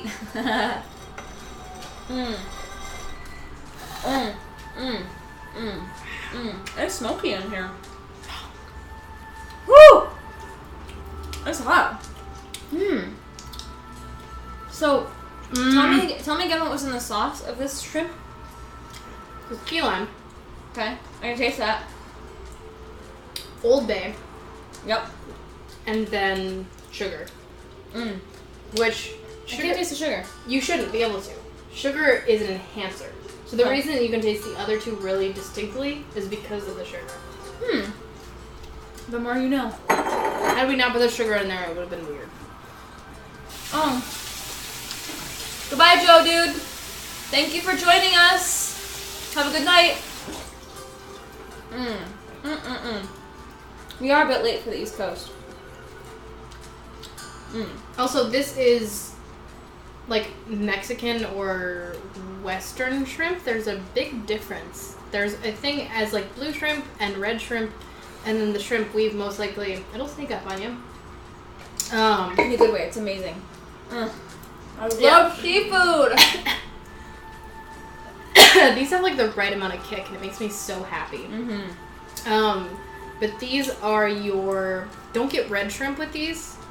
It will not end well. Red shrimp are great in butter and basil, like fresh basil. Okay. And butter, maybe a little sun-dried tomato, just to give it like a little something something. I didn't know there was a difference between shrimp. Oh yeah, there's a huge difference. Huh. Yeah. So red shrimp have their own very, very strong flavor. So when you try to put them with anything, they overpower it. So if you pair them with something spicy, it conflicts. So if you ever had something where you're like, it's so hot, I don't care, like it's so bad because it's so hot. Yeah. Spicy foods have to pair well with what they're doing. Red shrimp doesn't pair well with spice. Interesting. Yeah.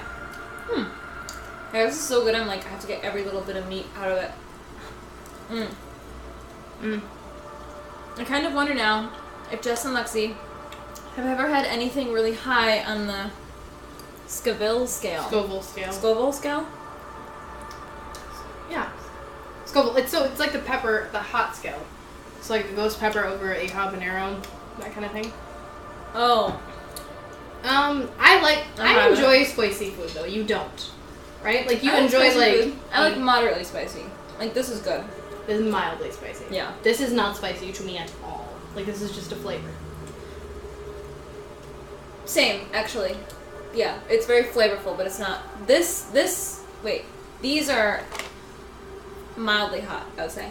Mm-hmm. To, like, medium hot. Actually, no, medium hot for me. I don't want to do a pepper eating competition only because I've eaten ghost peppers before and I didn't like it. Didn't I say I was going to? You did. For some, like, big donation or something? Some, like, big thing that happens. Something that forces me to do it. They did it on Geek and Sundry. Oh my god. Oh god. I used to date a man who they would eat ghost peppers and then report the news. What? Yeah. Nobody likes it. Ghost peppers are pure pain. Yeah, to me, ghost peppers don't taste like anything. That sounds very unappealing to me. I would do it as punishment. I have to remember I like gross things. I'm really scared of what my face is going to look like later when I take pictures. This is a weird episode. Like, I feel like I've always gone in knowing, being like, this is what I'm going to look like during pictures. And I either turn out, like, slightly less or, like, way better. And now I'm like, I don't know what's going to happen. Well, let's talk more about your character.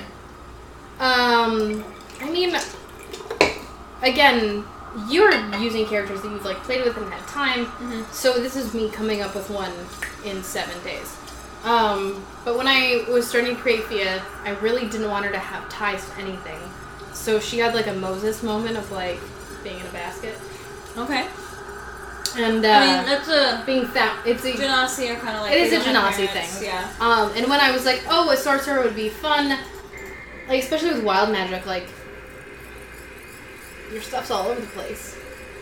And I think playing... Like, I don't understand sorcerers who are not Genasi. Like, the hag thing makes sense. Mm. I'm also not... Like, but I'm not a person to be like, oh, this fits for this. Like, yeah, I like... I was a half-drow druid. Like, stuff don't make sense. Well, sorcerers, the thing about them is that their magic comes from within them. So, right. Thematically, it makes sense to... Not to say you should do this, but thematically it makes sense to pick a race that seems a little like they would have innate magic, right? Mm-hmm. Like Genasi, hags. Human sorcerers are fun because Harry Potter is like a true mix of sorcery and wizard. Mm-hmm. Because they are born with innate magic and they learn it. They got their ladder to Hogwarts, and then they get even better at it. Mm-hmm. Yeah. The Shadow Sorcerer is interesting. Do you know about the Shadow Sorcerer? The Hound thing was the main reason I would... Because when I was making a character, I always do Rule of Cool. Like, that was our first DM taught us that. So I always do Rule of Cool, and it was like, Shadow Sorcerer is like the coolest one. It's not, like, if I could pick... I think Wild Magic is really cool. Wild Magic's awesome. If you have a DM that lets you roll a lot. Like, yeah. Andrew could have made me roll way more than he did. Or way less. I think he had a grade. Depends. Like, he understood what Wild Magic was and was like, alright, let's see if this is going to fork you up or not. Because technically you can have them roll any time they cast a first level spell. But I think he did a really nice... So our DM, when I played a Wild Magic Sorcerer, how we did the Wild Magic rules, because I think it really does depend on your campaign, is that normally, if it's raw, the DM can say roll on the Wild Magic table, which is a table of 100 different options, and those things happen depending on what you roll. Which is what Lexie's character is now. Yep. It's sort of like, it's as if it's just bursting out of you, and you can't control what it does. Really cool. Especially for chaotic characters. But, my point is, you can have them roll a D100, a D20 at any point after they cast a first level spell. If they roll a 1 on the D20, that's when you roll on the Wild Magic table. So it's actually pretty rare. Yeah. Because that would be like a lot.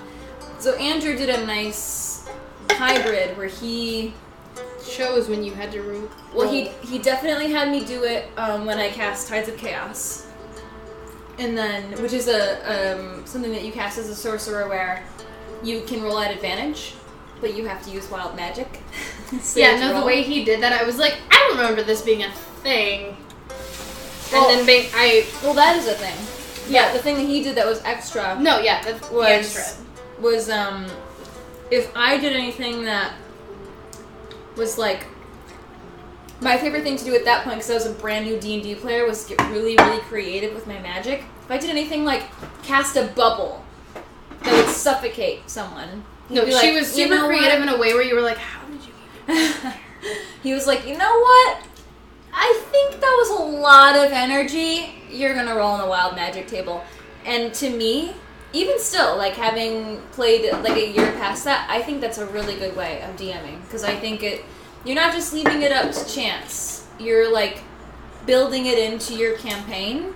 And I would have been okay with it happening even more because it was also so interesting as a group to be the person outside of it, to be like, Lowen. And it was never like I was mad at Lowen. Like, I think that was one of the things that the group didn't appreciate, was like you randomly being creative, and then it was like, oh, now wild magic where like random crap can happen, and at some points it happens to random people. It's not even to you, where it was like, why would you do this if you're jeopardizing all of us? And but I was it's like, so fun. But you have to be playing in the right kind of campaign. You really do.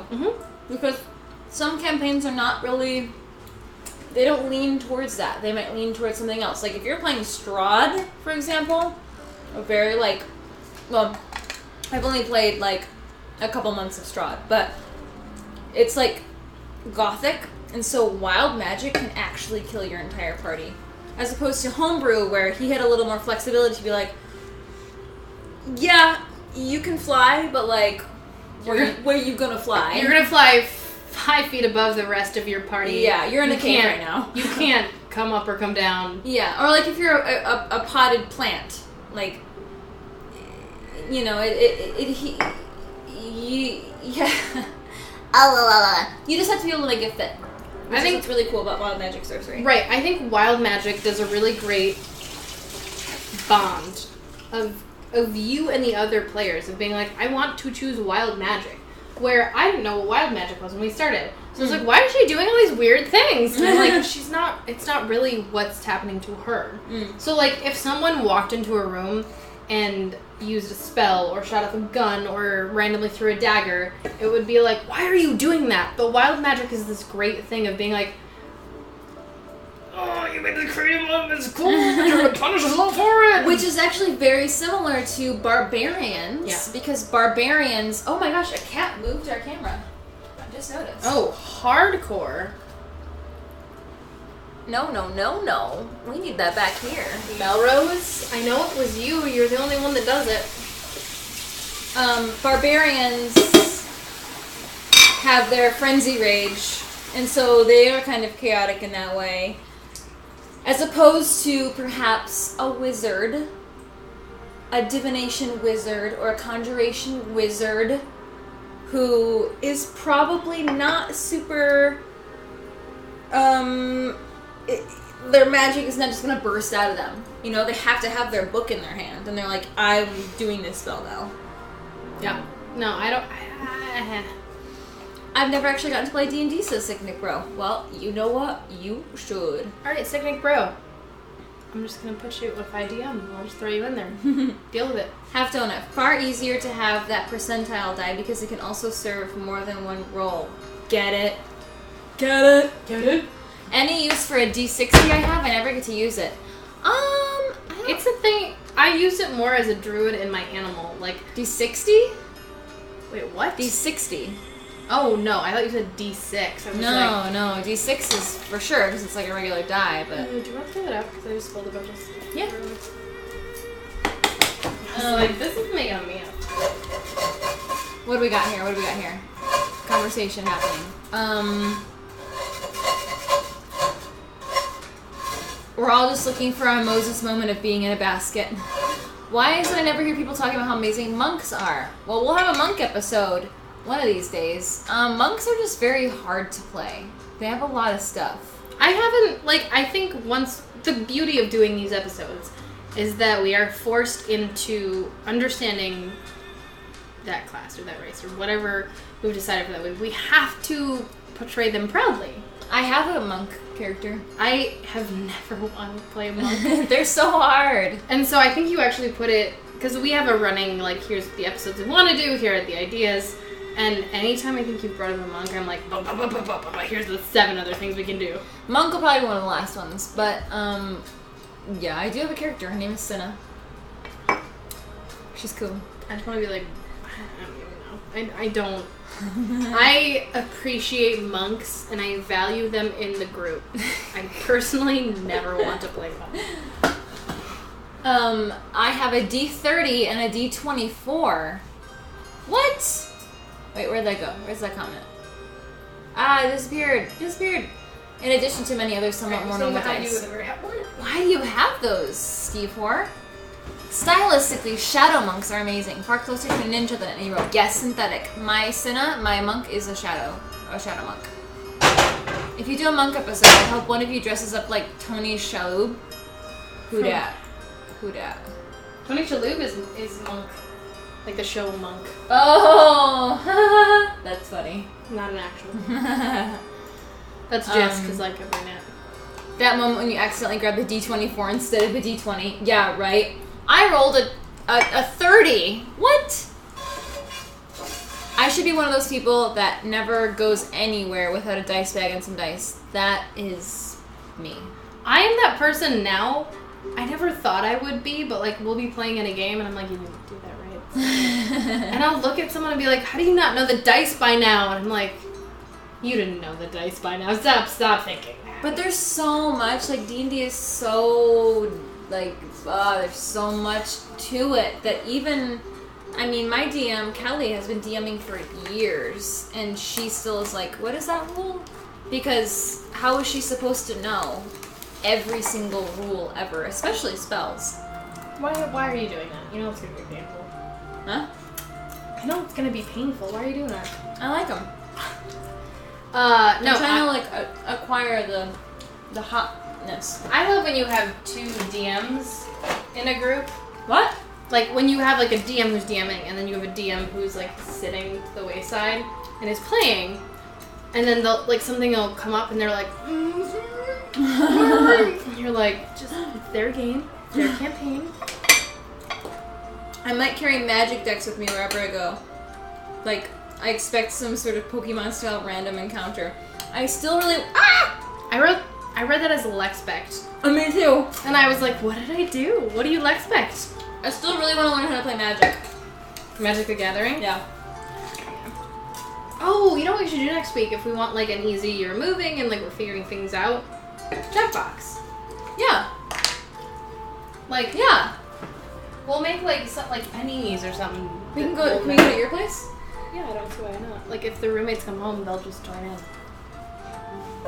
It would be a nice way for you to figure out who I live with. Well, we could do it. We could do it here too, though. Actually, because we would just see the couch. Yeah, I don't mind the transition, though. Yeah, we'll talk about it. But would you guys be interested in that instead of a Buffy episode for next episode? If we played Jackbox party games and then we could potentially play with you? We will do a Buffy episode because the end of Buffy, the end of the series. Are you grabbing ice? Yeah. The end of the series. Yeah, hang on. Hey, Liam. Yeah, hang on. The bottom one's the wet one. You want the top one? The end of the series of Buffy is coming up soon. It's in May. So maybe like a series ending. Wait, this looks wet too. What's happening? Are they all wet? Oh, man. Yeah. Some of those are... No, damn it. Oh, well. We're drinking some real warm Yeah. ice storm. It's 1,000 degrees in here, but we love you. That would be a lot of fun, says J. Bar Superfan. Awesome. Joe! Joe, we can play games together! No, the end of the television series. You're right. Steve, like, you're totally, absolutely right. The end of the television series is coming up. The comic book series is still going, as far as I know.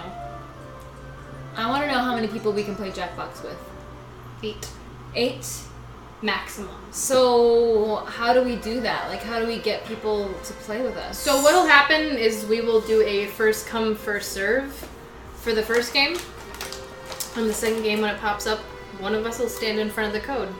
And, like, we'll only give it to the next 8 people in the chat. Like, because if we are streaming and the code is visible, or, like... anyone can get on? Yeah, so we'll have to choose who gets it. So, like, it's first come, first serve. If we decide to do Jackbox, we'll give you plenty of warning.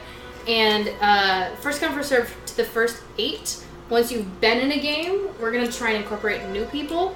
So, like, if we choose the second game, we'll choose 6 new people and 2 of the old ones. And we'll have a hat, and we'll... Let's do it. We'll do it very, like, randomly. Let's do that. We'll do the Jess is Moving Jackbox Party Game episode. I think it would be nice also to have a week where you get to know us. Yeah. Like, I guess you kind of got that with Sims. But, like, we were still kind of conforming to the rules of a game. So, like, you're gonna learn the game of Lex and Jess. I'm trying to find my Hearthstone book. There it is. So... one of my game masters is Bruce Monach. He was the game master of Anasadora. And he gave me this Hearthstone drink book to borrow. And we could potentially make drinks from this. Even though neither of us have played Hearthstone. Yeah, if we haven't, if not, I have a couple of Jackbox ideas for drinks. Okay. So, this is going to be really cool though. yeah. I want to get some, like, actual crushed ice and, like, not, like... As sad as it is to be leaving our original location, I think we're gonna move. We're only going up from here. Yes. We're gonna have air. Yeah. Ever since I moved to China, I haven't gotten to play. Oh, I thought you were saying that. But I just found a game when I start next week, and I'm gonna be a Tempest Cleric. Nice. That's exciting. Oof. What did you do? My mouth is burning. I told you not to do that. I need water. I need water. Water? I Everybody needs some water. need water. Pebbles, what are you doing?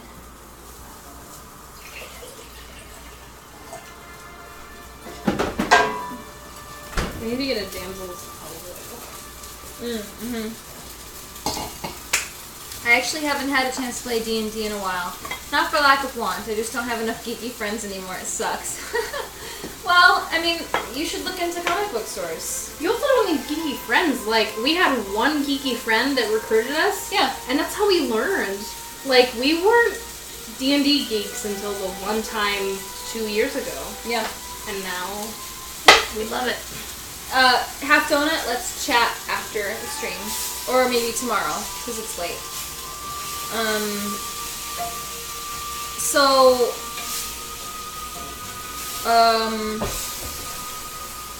Wait, I'm missing this. What?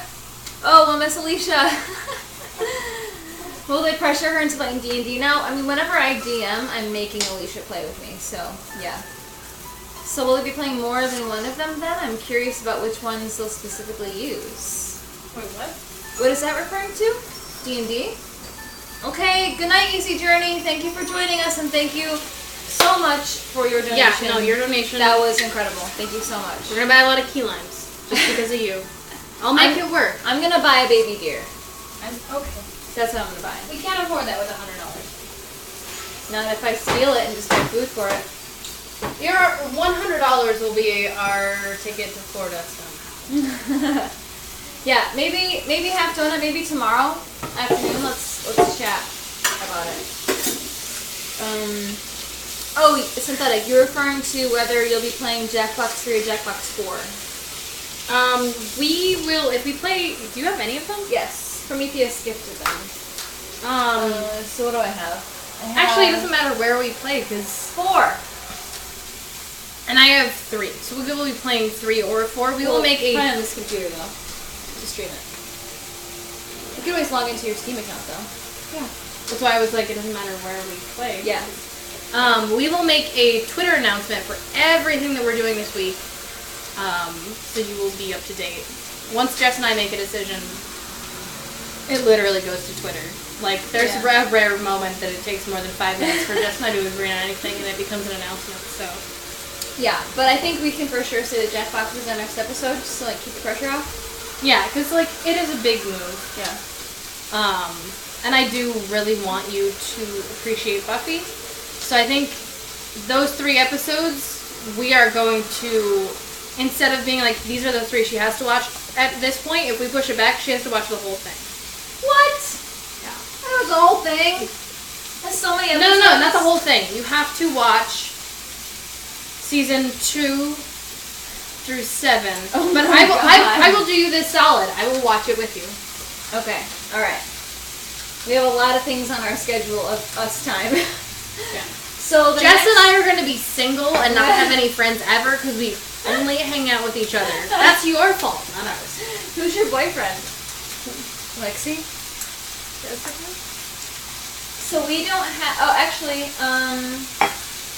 we have a potential open spot on May 14th and June 11th. And that's it. Okay. And then once we get into July. Yeah. So we have a couple coming up. So we could do. Because we have Westworld, Lexie's birthday, Avengers, D&D Barbarian, and then a game day. We don't know what yet. Star Wars, the solo premiere. We're going to be combining forces with a podcast. Yes, we are. The Weird Al podcast. So you know that roommate that I talked about that does a lot of dumb things? You can yell at him. Yeah. On stream. Yeah. You're gonna meet Dan. You're gonna meet like my Alicia and Elena, or you're gonna meet him. Will he be our first guest besides Elena? Well, yeah, and that'll be our first guest because I Nice. as far as I know, I have to double check. Like all the weird guys are coming on. The Weird Al guys. And then we have D&D Rogue. And then another game day. We're not sure between Mass Effect, Hearthstone, Dream Daddy. Our D&D Rogue episode though, like it's just gonna be us in black with no lights on. So. We do everything by flashlight, and you guys are like hella annoyed at us. You're like, why do we even watch this show? We hate you. June 18, The Incredibles 2! Ah, I'm so excited! And then Jurassic World. No. And then D&D Wizard, and then Ant-Man and the Wasp, and then Oregon Trail, and then my birthday, Harry Potter. Guys, we have so much good stuff coming, and hopefully it can all happen because we're switching kitchens. We're leaving. We're moving around. We're shifting. We've got a lot of ideas. Is there a sorcerer spell that just lets us move around? Oh, good night, J. Pars. Good night, Joe. Have fun lawyering. Bye. Mwah. Okay, our plate looks like absolute crap because it's hot. If I were to tell Becca that you didn't watch Buffy yet, she'd be like, what?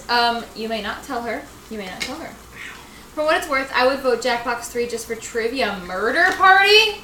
Oh my god. To me, I like Jackbox 3 better. Prometheus says I have to watch the entire Buffy.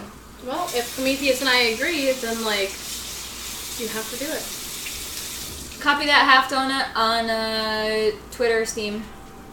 Alright, moving in. Grabbing barks. A rogue episode just means you have to exclaim sneak attack. Actually, we have to yell, I'm getting dodge! I'm getting dodge! I'm getting dodge! Why do you only have spoons now? Did you guys not leave a leaf? Because we packed all of our silverware. Oh, forks are in that thing. The red thing by the knives. Yeah, it's weird now. Yeah. Yeah. What? This is some wild magic going That on. almost stabbed me in the face. So ours looks bad. As long as Jess doesn't break anything because of the dark. No guarantees on that. Yeah. No Monk Day. Monk is coming, synthetic. It's just coming in a long time from now. April 23rd will be my birthday. My birthday's actually April... Did you save some? Yeah, this is ours. That's, yay. Yeah, Okay. We'll make that look prettier. Yes. But this is our edibles. Speaking of birthdays, has Lexie gotten her surprise yet? Yes. And we want to wait until her actual birthday, right? Lexie doesn't know what the surprise is yet. Yeah, we want to wait till her actual birthday, right? That's Yes. the idea? Because she's still 2 weeks out? Mm-hmm. Wait. I am 11 days away. For some reason, I was expecting it to be hot. Breathe. It'll get it like climbs. I mean, like temperature-wise. Yes.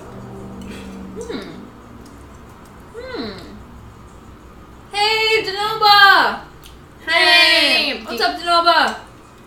The outside is like, there's like a corner of it that's hot, just because it's so hot in here that everything comes out of the freezer.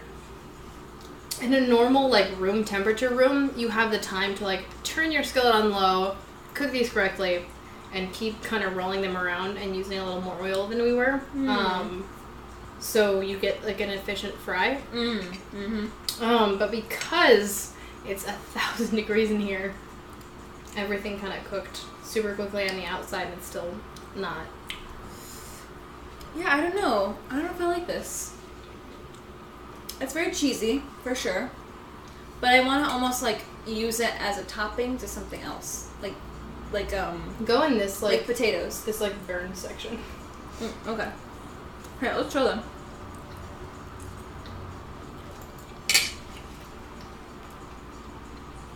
So, That's what Jess and I are eating. we've demolished it already. This is what it actually looks like out of the fryer. Lexi, send me a drink idea. We can share birthday drinks during the stream. Cool. Oh, it's your birthday as well? That week? Yes, Denoba, it was a good stream. We're cooking very hot things, and it's also very hot in this room. Ha! Like, we're sweating. We are sweating. What? Eat the burn? Mm-hmm. Because it tastes like a grilled spicy cheese. Oh, okay. Just the burn or with goop? You can get some goop if you want it as like a sauce. But you actually need to char them a little more than I expected. Yeah, like I think that's, if you got the crunchy outside, yeah, it would have been what you wanted it to be. So when you're making this at home, don't be like, the red is cool and that's what a fireball looks like. Oof, there's the heat too. Right? Like, it's hot and it's good, but like, Where's my drink? Whew. So yeah, when you're making these at home, go for the char. Because the flavor is still there, and the look is still cool, but... Thornation, you're the 20th? What up, Toad? Wait, are you a Taurus? Must be. No, because I'm the cutoff. Yeah, May is Taurus. Wait, no, you should... You are an Aries? I think 21 or 22, right? Yeah, I'm the beginning of the Taurus. Hey, Denoba. Whoa, I have a legit mustache. I mean, you... Yeah. Do you like my booger? Do you like my booger, Denoba? Oh, God. I look terrible. I look really bad. Oh, my God. This might be a food episode. Ugh. This is atrocious. Has anybody else seen... I didn't even do the old lady makeup either. I just look bad. I mean, that might have helped it. I should have done the old lady makeup. Made it even worse. Only certain chemicals neutralize capsaicin. Yeah, if you watched our Star Wars episode, you saw that capsaicin really gets in there.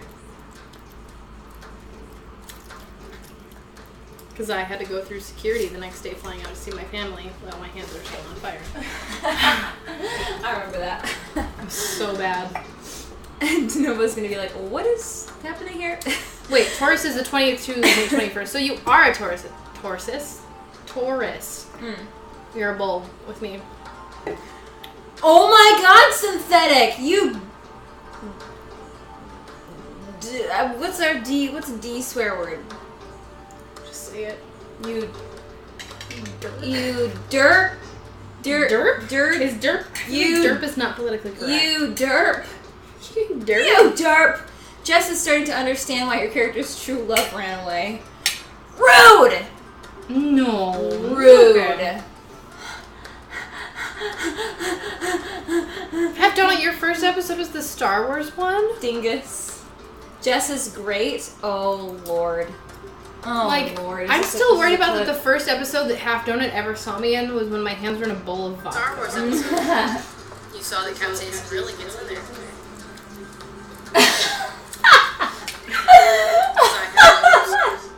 That's on the internet forever. Oh my god, ew! You did it. I'm so gross. Why do you think I stay back here? It's safe. I mean, can one really love a beast? I hate Prometheus. I hate everyone. I love you. I don't think that's true. You think I'm beautiful? When you have those glasses on, you're real sexy. I'm beautiful. Okay. You're so good. Okay. I was trying to pat you in the back and like bring you in closer. I just got some cheese spittle. It's impressive. You're a hag. We're both gross. We're so gross. We are so gross right now. Why am I Belle? I'm Rapunzel. I am the real Lost Princess. I'm Rapunzel. That's who I am right now. Don't I look like Rapunzel? No. Okay, actually, this is a fun conversation because you are Zell. Mm-hmm. I am Rapunzel forked up. That's the idea here. And my favorite, so hot. My favorite Disney / fairy tale ever is Rapunzel. Yes. I like the being locked in a tower and breaking free, as we've hotly debated. Mm-hmm.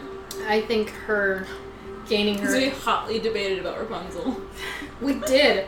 So we had a girls' night 2 weekends ago now. Was it? Oh, I thought it was on the stream. It wasn't? No, it was in my apartment. Oh, it was. We should have streamed it though, because I know we had a really intense, in-depth conversation about Disney princesses. Me, her, and Elena. No, you and I. Because the next day, because it was Easter the next day, and Elena was like, I just. Well, actually, the part where I got heated was the Frozen part. Yeah.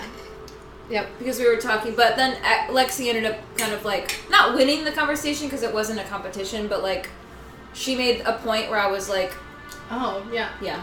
But I feel like that's how our entire friendship and business relationship has gone. Where like one of us hits that point where I'm always right. I'm not always right. Jess is often like I don't let people put me in my place. Jess is one of the few people that can.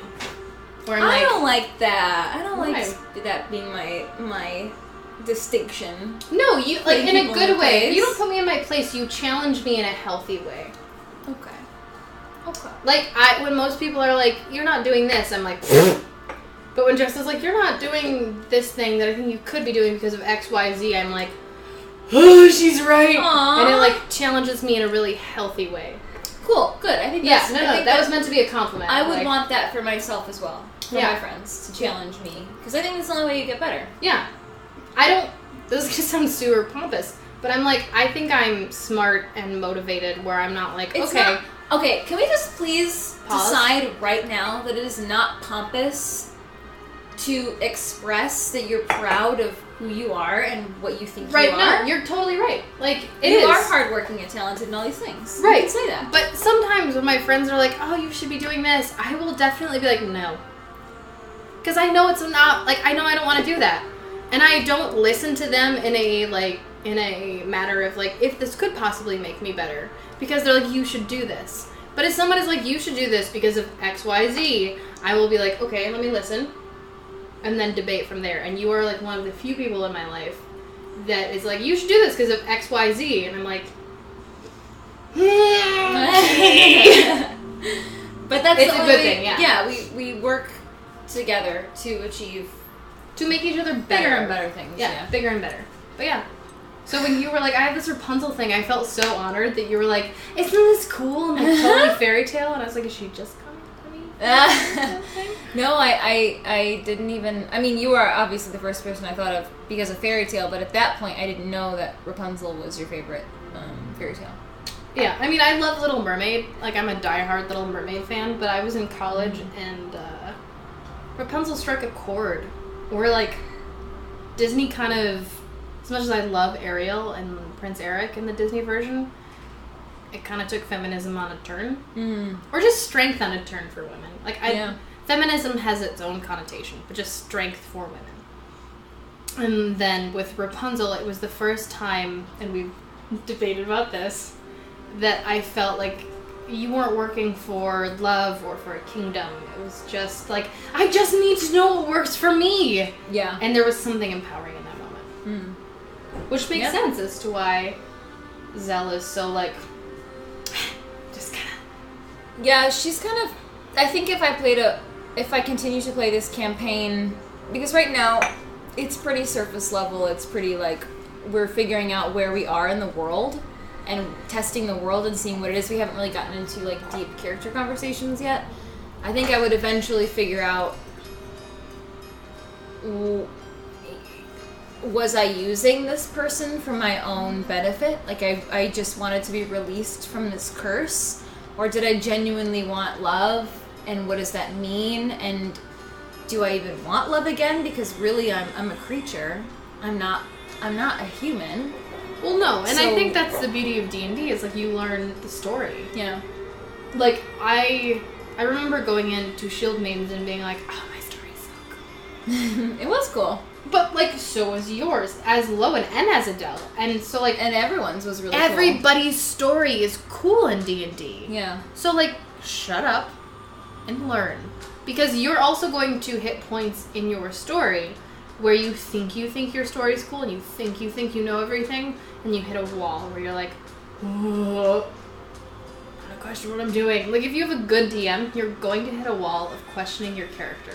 Yes. And also other players, too, because I know with my barbarian, Kelly has recently transformed my barbarian, so she's definitely different and amazing. But I know that a lot of my character's growth came from decisions that my comrades made in the campaign. Like, I bonded with our druid, Tree, played by Alexandria Hensley, the real Alexandria Hensley on Instagram. And Her name is Tree.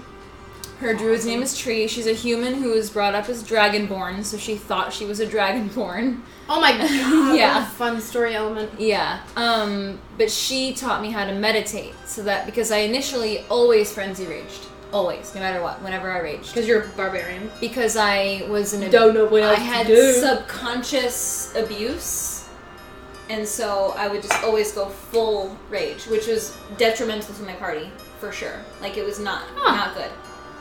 I haven't told you about that? Mm-mm. My barbarian fought in gladiatorial cage matches. She was abducted. And No, you definitely didn't Really? tell me about this. yeah, she was abducted. She was forced to fight as a child in gladiatorial cage matches. And then her mother, a gypsy traveler diviner wizard, saw her in a dream, saved her, and tattooed her with a cage with an open door that made her forget her entire past, so she could no longer have the pain of being abused and having to kill other people for sport. But You when just my came up with this in your own little head? yeah, when my barbarian rages, whenever she sees violence, whether it's against her or against someone in front of her, Yeah. it's like,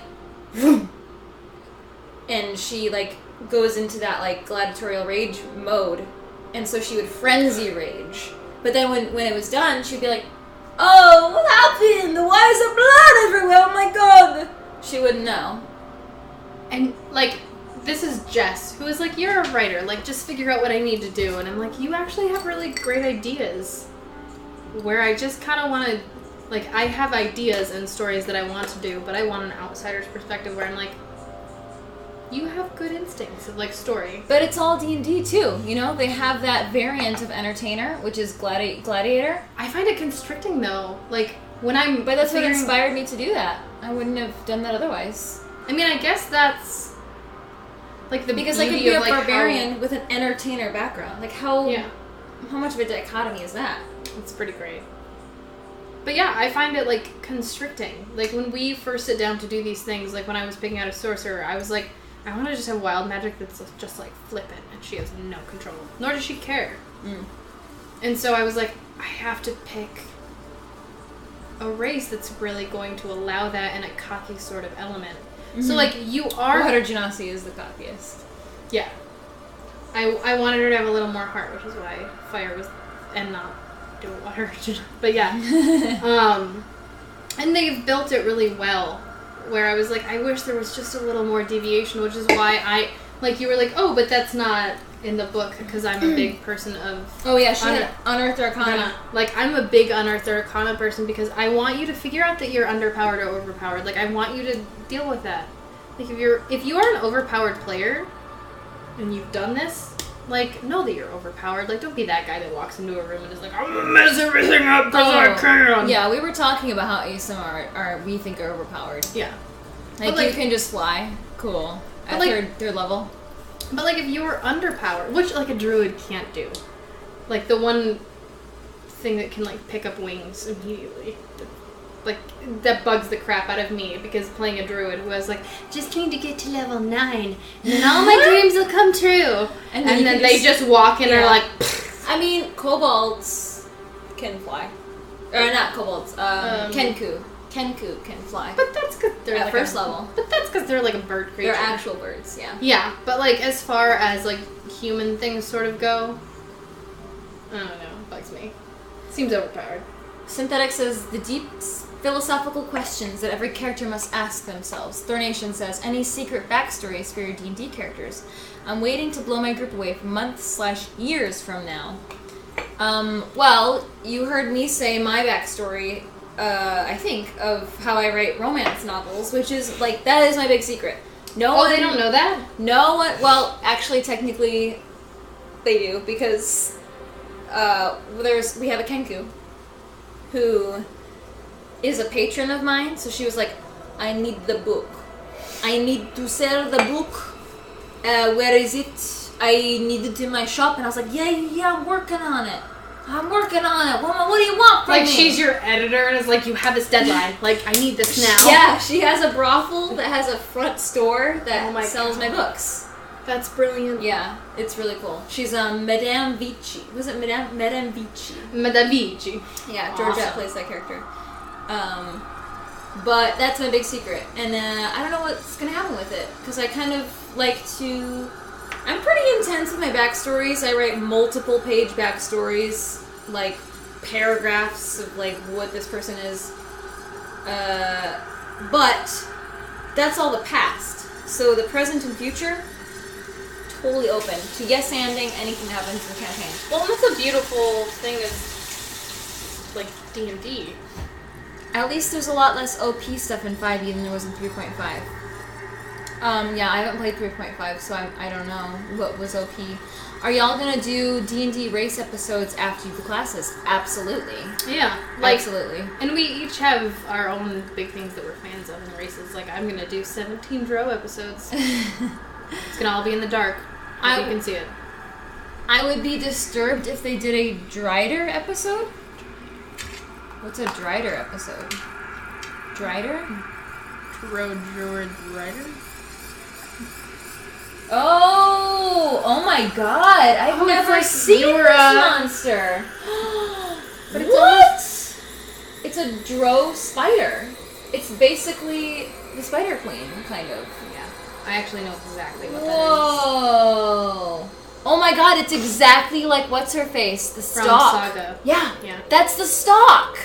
Holy cow! I'm sorry. I think Drow are really cool. Drow are cool. Ugh. I just don't like how they have disadvantage in sunlight.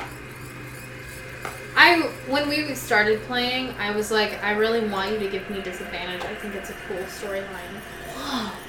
I like begged him to let me have disadvantage. Please make me worse. And he was like, you're not gonna like that when you go in. No, it's gonna be annoying.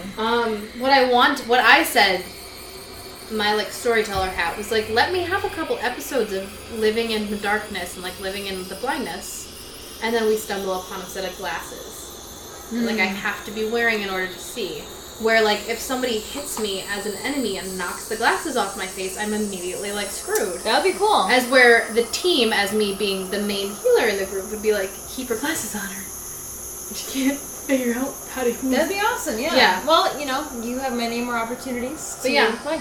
Like, I want to play a full Drow at some point and, like, talk my DM into those glasses, because I think that's a cool idea. Drider are what Loth sometimes turns her Drow servants who piss her off into. Interesting. Who did we face? What was her main name? It wasn't my mother. It was the one above that. Was it? I thought your mom was number 1. I don't remember. I'm so bad with names in D&D. Especially the Princes of the Apocalypse campaign that I'm playing. They have the craziest names that do not sound like how they're spelled. It's so hard for me to remember. Yeah, the campaign that we played, I said that my mother was a drow, said that my father was a captain. We wound up being sisters in part of it, and then, like, the DM was like, oh, do you know who your mother is fully? And I was like, no. So once we got into it, and I was like, oh, she's like the queen, or like a higher up. I was like, gonna keep this under wraps. Because, like, I knew who she was. So, like, my big secret for a while was being like, I'm a princess in the Drow Kingdom. And so there was a point where one of the other players was like, you're like a princess down here? I was like, man, I really want to play a campaign for a long time. Like, years and years and years. Because so far my longest running is the one I'm in right now. Which is... Really? Because I think Shield Maiden's only went for a year, right? no, it was way over a year. It was like a year and a half. Was it? Mm-hmm. You sure? So then maybe that was my longest one. But this one's getting close. What level are you at? It's a good way to 7 and 8. So same as Shield Maiden. So it's probably like right up there. Yeah. I don't know that I could do that again. Like, I get so, like, I want to have, like, I love D&D. But I also have moments where I'm like, I just need a break. Like, I need the characters to just pause for a second. And I do that in writing, too. I mean, they have fun episodes where you just, like, fart around in the town. I get so anxious on fun episodes. Why? Because I am a person who, like, you're writing for a purpose. So, like, even as a player and not a DM, it's a purpose. And if my character didn't have purpose and the story didn't have purpose, I got super anxious and being like, find a purpose, find a purpose. But that's when you get to do weird shit like going to the mountain. Or pee in a fountain that you don't want to pee in. Not mountain. I don't want to pee in a fountain! Thornation, Lex, that sounds like me asking my DM to roll stealth checks behind the screen for my ranger rogue. Yeah. The best way to ensure that Jess is just start one up yourself, even if you're not the DM. Yeah. I mean, between the two of us, we'll end up DMing at some point. Or co-DMing. That'd be super weird. Yeah. And interesting. But Kelly played in a game, it was canceled, but they did a stream where it was all DMs who played together, and every week they would switch off. Very intense. I mean, so the big one that I want to DM is like a Disney campaign that I want to homebrew. So, in having that level, and I have a storyline, but knowing the mechanics enough is my big issue. So, like, you are a person of mechanics. Yeah, I like rules. Just understand, I'm not I want to be a writer and have the freedom to, like, build and destroy what I want at will. So I have a hard time with D&D being like, I just want this octopus to be able to kill a bunch of people because I said so. Like, I mean, this serves the story better for it to do this. Well, so the DM of my Monsters campaign, Chandler, he's very flexible. Yeah. If you say something random, magical, big, he'll be like, okay, yeah, try. Yeah. He won't be like, because Kelly likes her games, at least my game that I play with her, very challenging, which I love. I love challenging games. So she'll be like, no, you can't do that, sorry. Like, this creature who you're fighting is very powerful, and sorry. Chandler would be like, yeah, see what happens. Yeah. So you could totally play a game like that. No, and I feel like Shield Maidens was kind of like that, where it's like, you can try. He was in between. Yeah. He was in between. Where it was like, this is what this thing is, do you still want to do this? Actually, no, you're right. I think he was more he was like Chandler. And you would hear it in his voice where you're like, I think this might fail, but it's not proof you I remember saying many times, I don't like the tone of your voice right now. I don't like how you said, yeah, give it a try. I don't like how you said that. I don't like how you said that, sir. But, like, in the, like, aftermath, I do like it. I do like the fact that I had a character that was so strongly written that would be like, because that's what makes it interesting. If you had a character that was like, the monster roared in its face and it ran away, you'd be like, well, what a great story. But if you have a character where the monster's like, "Rah!" It's like, I actually don't like how you're doing that, so makes a good story. Damsels and Dishes, Dungeons and Dragons campaign starring Jess, Lexi, Elena, Alicia. We'll get her somehow. Don't forget Michael. Yes, gotta have the damsel representative. We have to pull in other Michael, so that it gets super confusing. Oh my god. Because they're super polar opposite. We call him Kelleher. No, we call him Michael. Just like, Michael, it's your turn, and both of them are I would be so distracted if my Michael played. I'd be like, you are so cute. Oh my god. You are doing all the things. You are so cute. Oh, you have your Michael and my Michael. Yeah. We each have my Michaels. My Michaels. My Michael, my Michael. Michael. Damsels and Daggers, one shot. It's just God. Elena as every character going, Uncanny Dodge! Uncanny Dodge! Uncanny Dodge! Throw a dagger! Uncanny Dodge! As a DM in the past, I've usually been the type to let players attempt whatever they want so long as they're prepared to get punished if they're trying something stupid. Yeah, that's what I like. I like that style. Kelly's a little bit more of, it is like that, but she'll actually punish you. She'll be like, okay, your legs are gone. Yeah, she'll be like, you lost all your weapons because you tried to kill something that's 3 levels higher than you. Sorry. Whereas, which I love. I love that I'm like, yeah, make it hard for me, please. But other DMs will be like, they'll humor you. You gauge the room kind of thing. They'll let you go in, they'll let you fight it, and they won't kill you. They'll be like, they'll make it hard, but they won't kill you. Whereas Kelly will be like, don't you mess with me. I actually love the campaign that I'm playing in right now because we just faced like a drow and she had a magical item that allowed her to do like a bunch of random spells where like there was no way we could have figured it out. What was it? She had 4 different items. So like she could pop into another room. She could pop into a chamber, like a pocket chamber. And we kept thinking it was like a dimension door. We're like, what is it? And so we kept trying to trap her and like putting one person in one room and one person in another. Oh, I want a DM so I can see people do this. And so we kept trying to outsmart her. And so the outcome was like me as the druid who actually like, I know playing a druid really well. And so I would find little things and being like, I need to go back and investigate this. And so I wound up just accidentally investigating something. And then she popped up into the room, which, like, good on you, DM.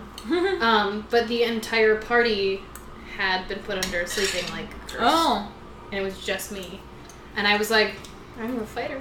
I'm gonna do it. Or I guess at this point... You fought the player? The DM's, like, little... Yeah. It was just... I thought it was a player that had the magical item. No, it was the DM's, like, drow. It was the players fighting this drow that kept, like, popping in and out. And, like, gotcha. Wasn't on the manifest, and we were like, oh, man, what is this? This doesn't make sense. And we were all under the, like, thing of, like, this doesn't make sense. And you can, like, we were talking about it where I went, we shouldn't split the party, but, like, I want to go investigate this. So I left. And the other 2 boys were like, well, she told us not to split up, but, like, she left. So the other 2 boys split up. And so, actually, no, I wasn't the only one. Most of the party, including my brother, went under the, like, little sleeping charm. And I was just like, okay. And so, I guess I didn't realize that she was in the room when all of this was going on.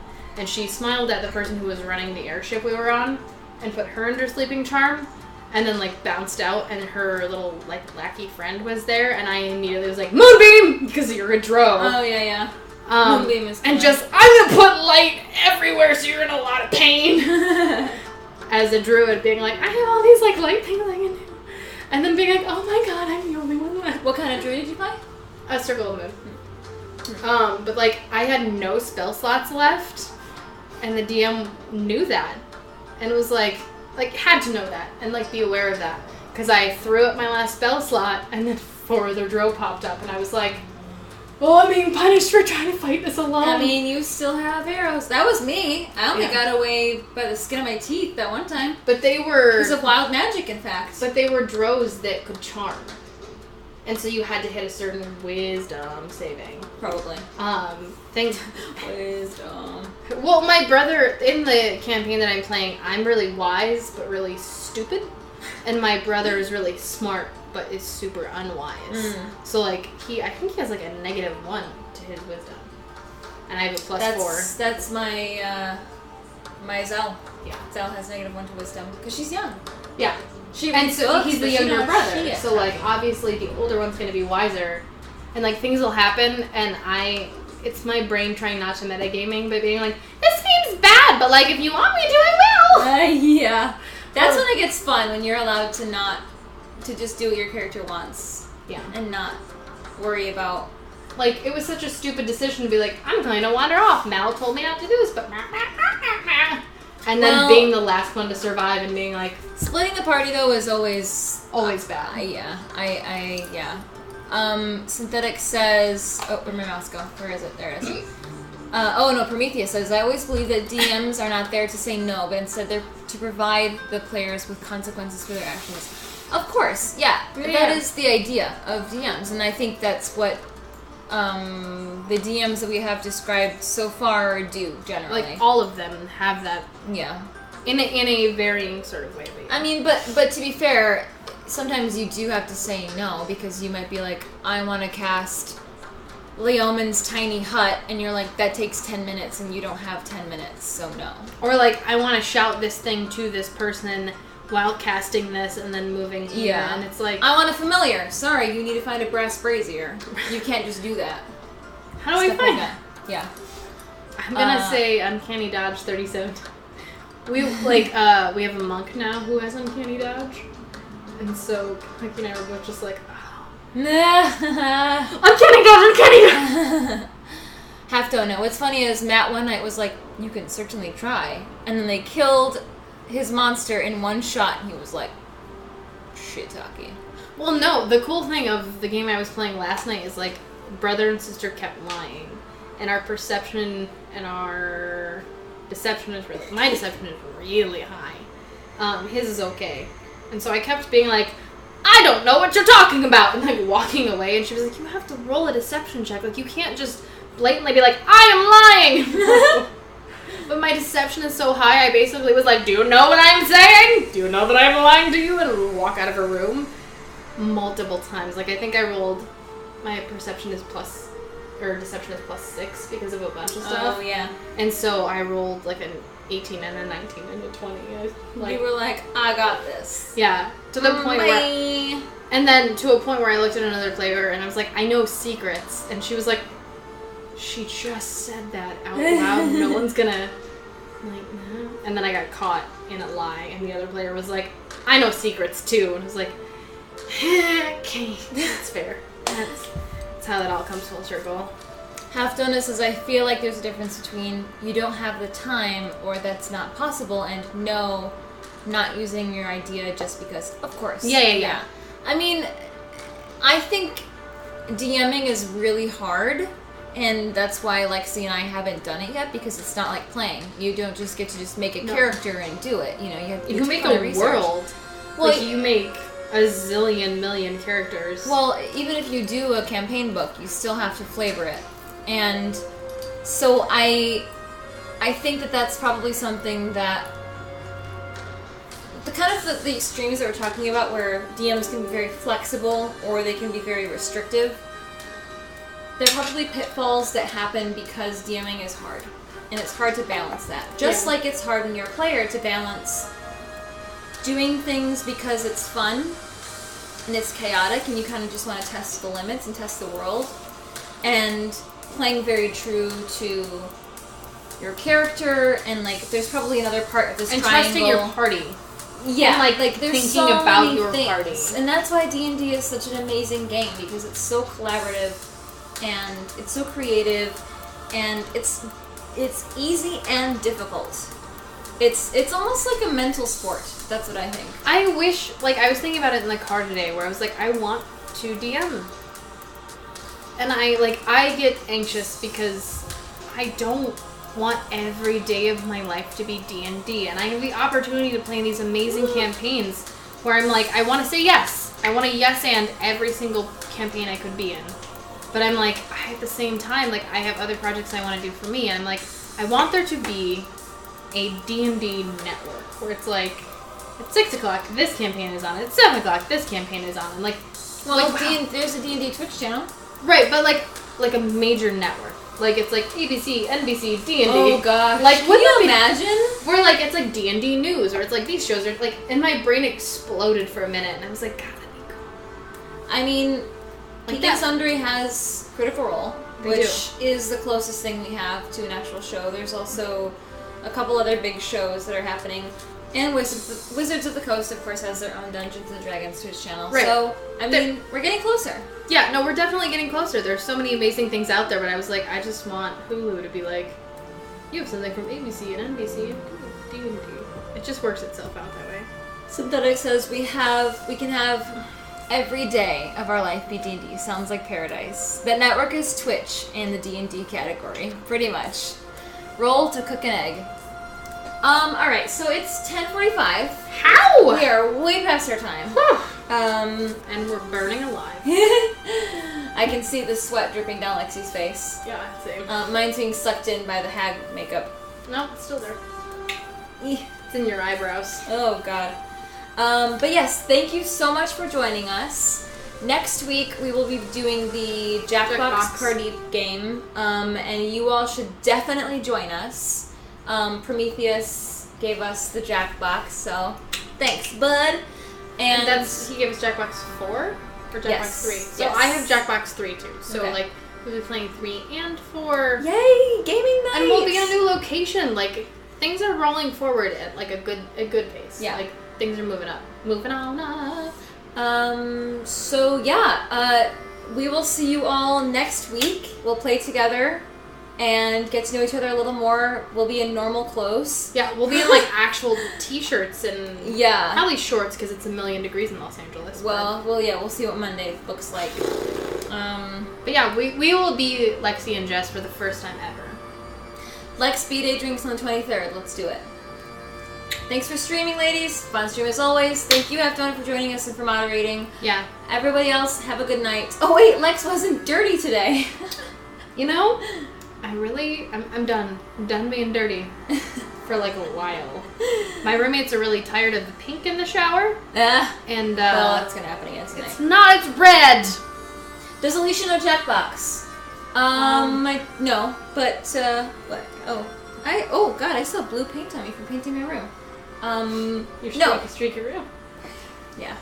It's better now. If any of you guys saw Lena's tweet, or my Instagram. Wait, that's her room, or both of you are doing this? Mine. She did a chalkboard wall. What did you do? I did blue. I did that streaky wall. Oh, I thought But you I guys did were a both- second coat. I thought you guys were both doing chalkboard paint, and I was like, just wanted to do different. No. This is enough. Yeah. Like, I don't need a whole wall of this. This is fine. I don't need to draw on my walls. It's fine. Thank you, Denova, for joining us. Thank you, everyone else, for joining us. Yeah, thank you, everybody. We highly appreciate you and love you every week.